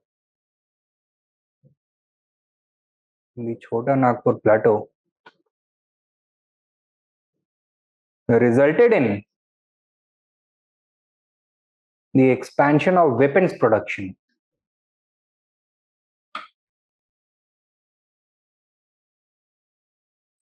leading to rising militarization of the state. Rising militarization of the state.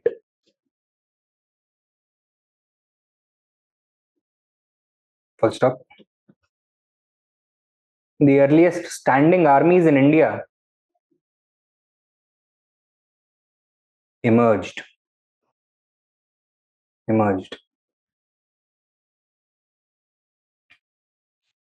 Next point. Next main point. Thus, cities began emerging as economic and administrative centers.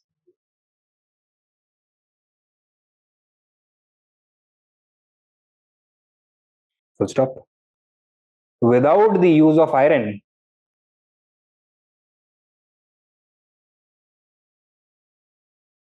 comma, such cities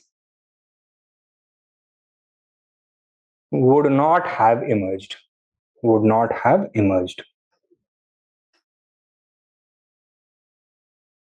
Whose point of view is this?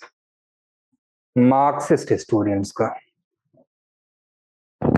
दूसरी ओर कौन है? Revisionist historians.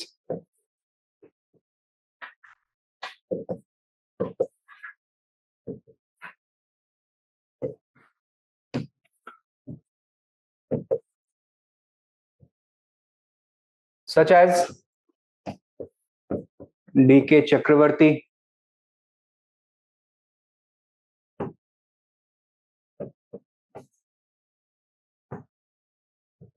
Alkin and Alkin,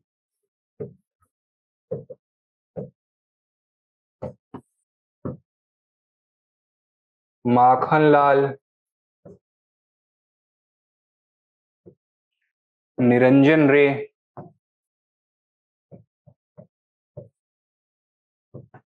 Ranjan Gurukkal,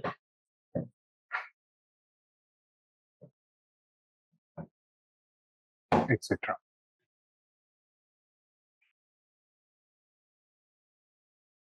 What is their argument?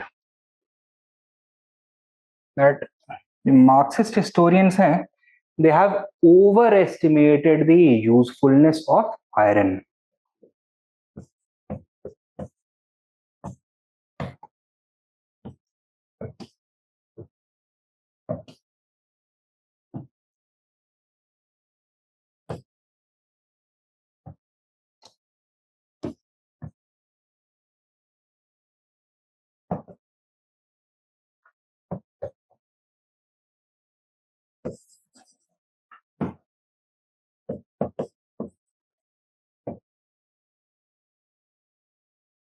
What is the argument that they make?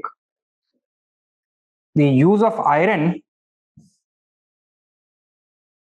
in some places in North India had been going on for a very long time before second urbanization, as early as the second millennium BCE itself. Okay?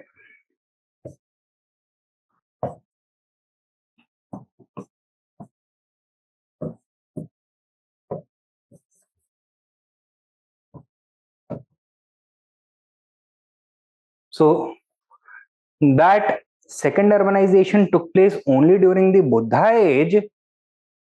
How does how is that possible if iron is supposed to be the biggest factor? If the use of iron was the biggest factor, then second urbanization would have taken place much earlier in the later Vedic age itself. Right? Secondly,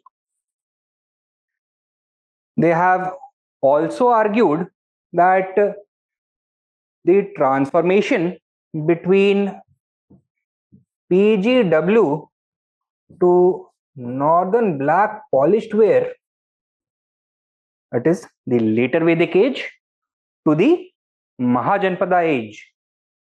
यहां पे हमको क्या नहीं देखने के लिए मिलता है? There is no significant increase in the use of iron.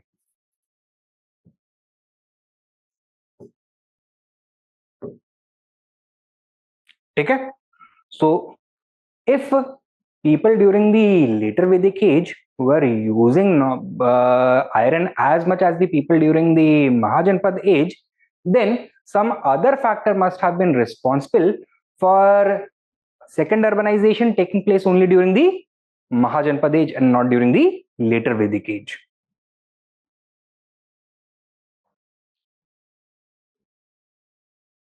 In light of such arguments, these historians argue that other factors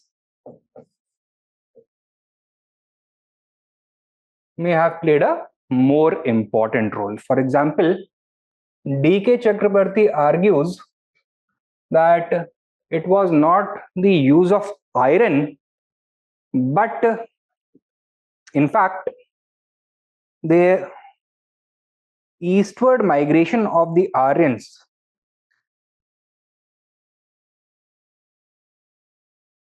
he has emphasized on the political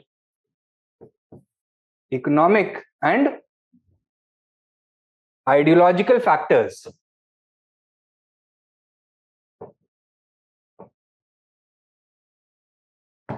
playing a more important role. Alkin and Alkin have argued that it was due to the more favorable climatology of this, more favorable agroclimatic conditions of the mid-Ganga Valley, and the process of cultural diffusion and exchange, technological exchange, which took place as a result of the eastward migration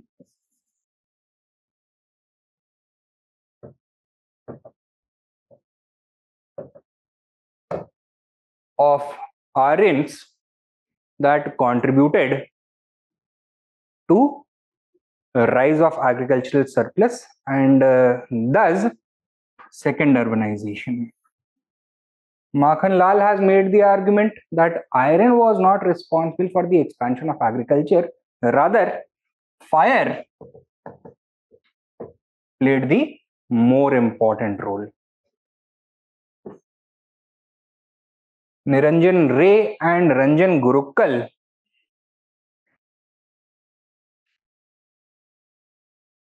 have made the argument that urbanization is a complex phenomenon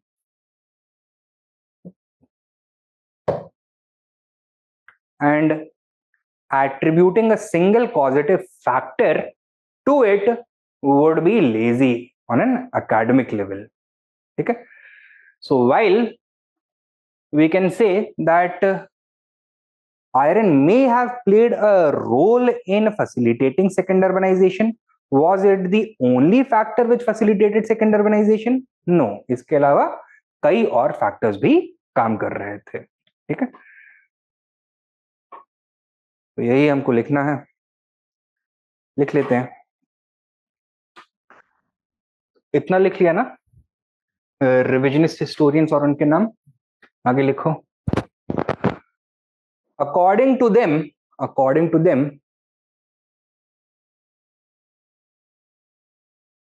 the earlier historiography has overestimated the role of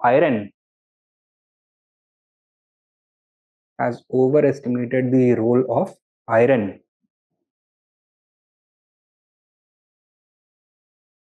and other factors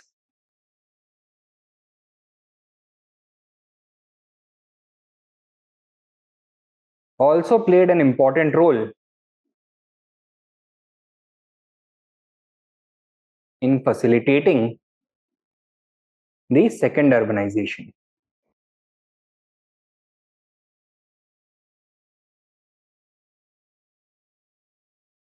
Full stop.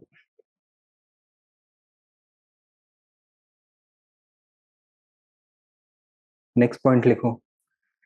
D.K. Chakrabarty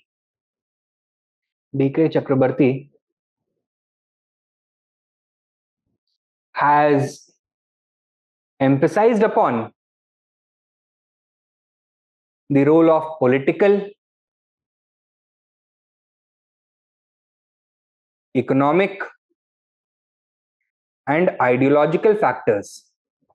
Political, economic, and ideological factors.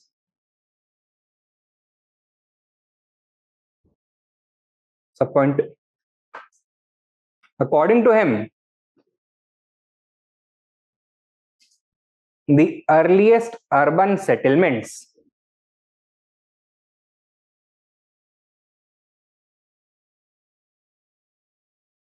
such as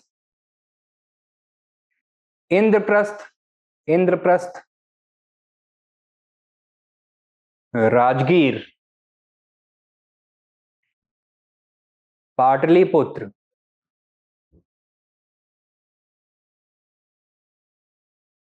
Champa, etc. What did they first emerge as? Cities की तरह तो emerge हुए, What kinds of cities? What were the main roles that they were performing? Political centers थे, emerged as political centers, or were political centers. Full stop. Further, next point. Further, some cities emerged as trade centers, such as Takshila, Tamralipti, Ujjaini, etc.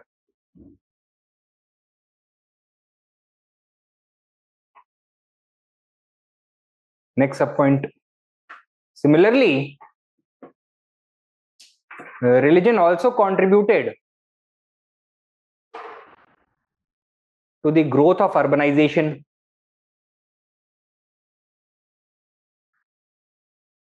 To the growth of urbanization. And the emergence of which religion in particular would have aided the growth of urbanization? Buddhism, right?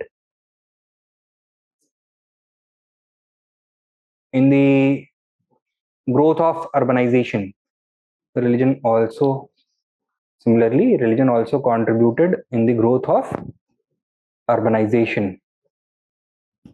So, where were most of the chaityas and viharas located? Either inside the large cities or along the important trade routes. Kyun? First of all, it would be easier for people to visit them. They would be well traveled road, well visited centers. लोग वहां पे pilgrimage perform करने भी आ सकते हैं. And secondly, economic factor क्या है इसके पीछे?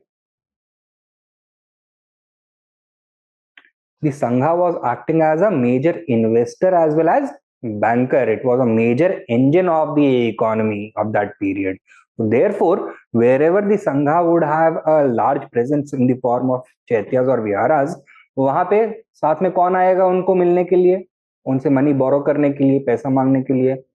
Traders and craftsmen, right? So they would visit over there, and around those chaityas and viharas अगर already settlement है तो और बड़ा हो जाएगा, सेटलमेंट नहीं है तो सेटलमेंट बन जाएगा. ठीक है, अभी क्या लिखा है आपने? Growth of urbanisation. आगे लिखो. Many of the chaityas, viharas and stupas,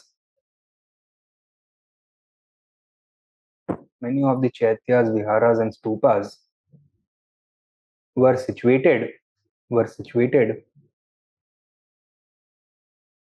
either along busy trade routes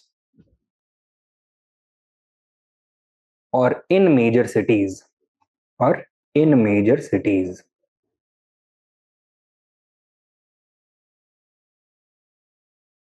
Full stop.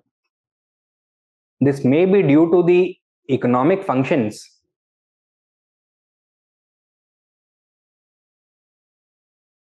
performed by the Buddhist Sangha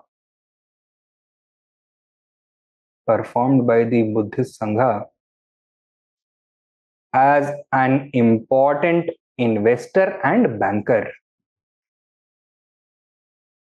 Buddhist Sangha as an important investor and banker.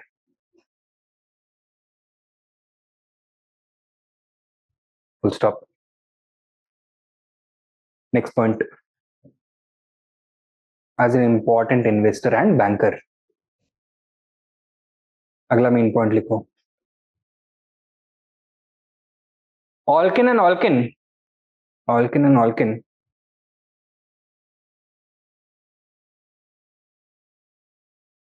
have emphasized upon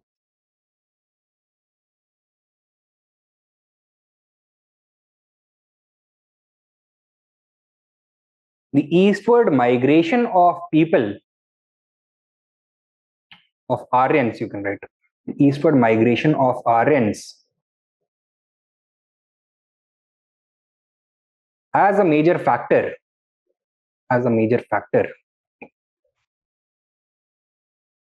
for the second urbanization. For the second urbanization. First up, sub point.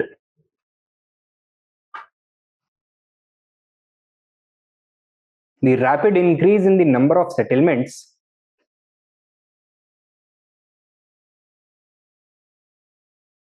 in the Ganga Valley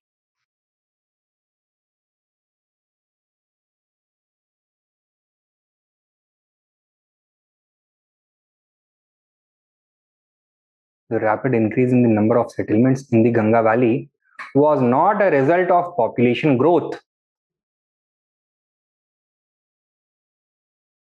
Rather, the result of the arrival of a large number of migrants,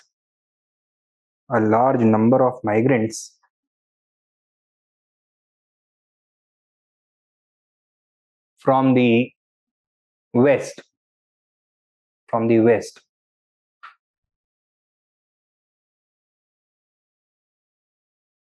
Full stop. Next point. Further, this migration brought them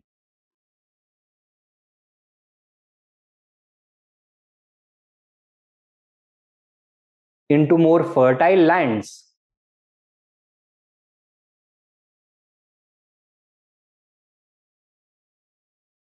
where native Chalcolithic cultures were already practicing subsistence agriculture.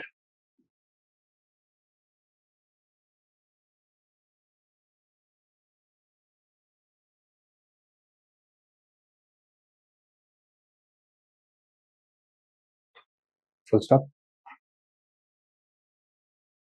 Cultural exchange. Same point. Cultural exchange led to technology transfer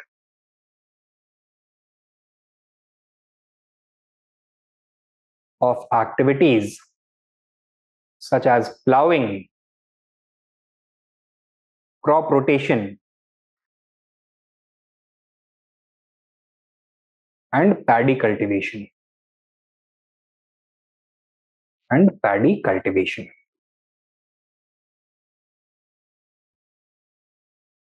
Full stop. Next main point. According to Makhanlal,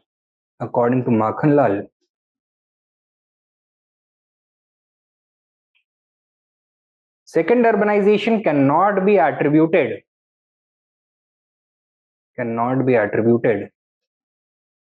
to the use of iron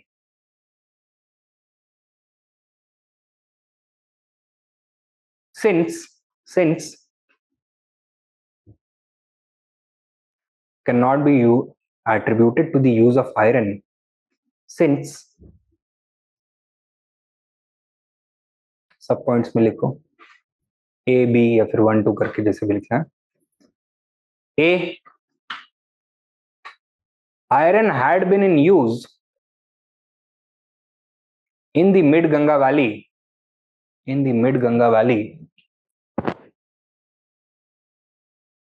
since the second millennium BCE.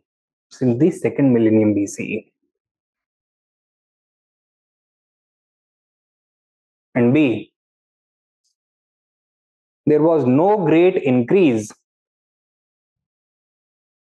in the use of iron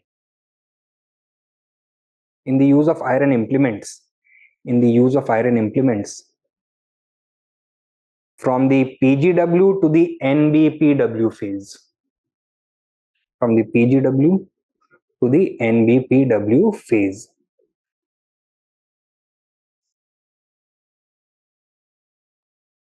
PGW to the NBPW phase. यहाँ पे लिखा था शायद ये. Next up point. Instead,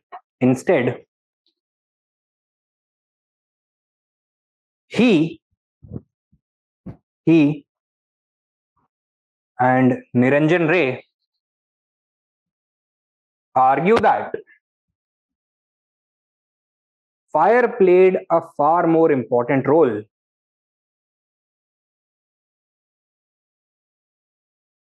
in clearing forests.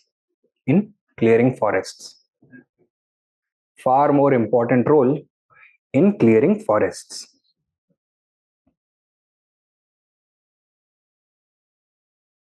Full stop. यहां तक समझ में आया है?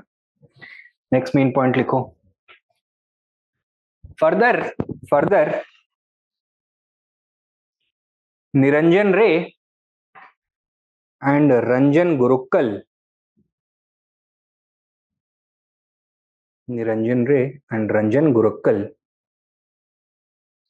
have argued that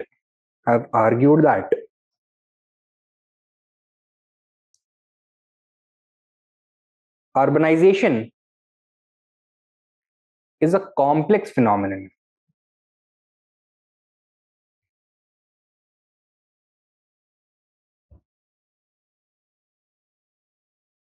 based on a fine balance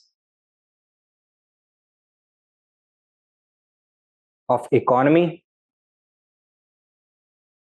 polity, technology, culture, and ideology.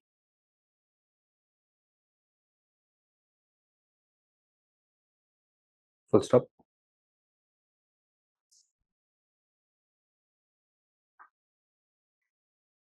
Subpoint. Further,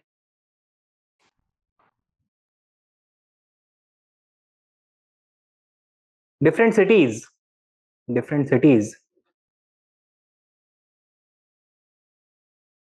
emerge as a result of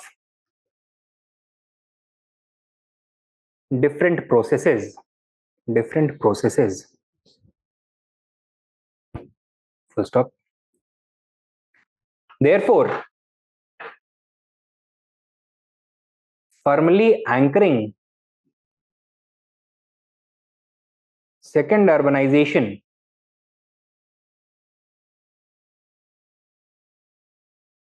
to the use of iron would be an oversimplification.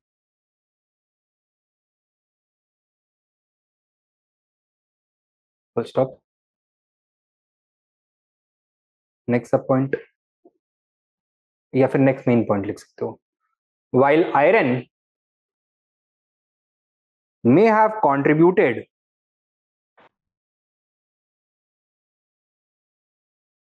to urbanization in the Buddha age,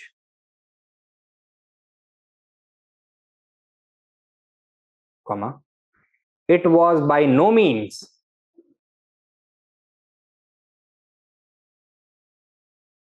the only factor responsible. It was, by no means, by no means, the only factor responsible.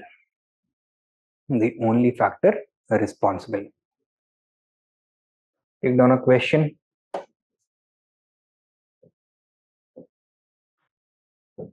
Discuss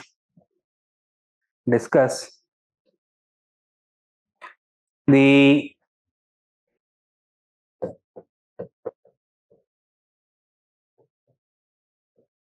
role of iron technology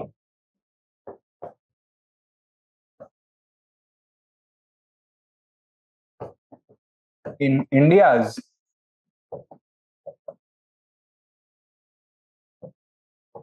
second urbanization.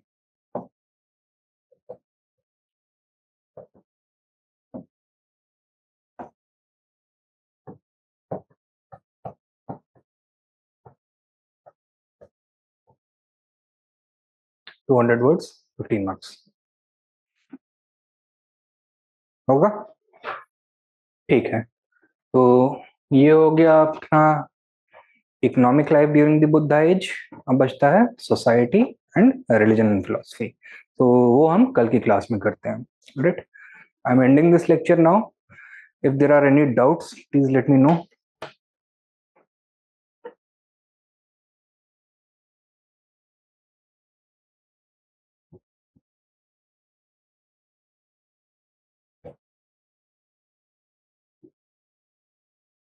Doubts? No? Shubhranil, any doubts?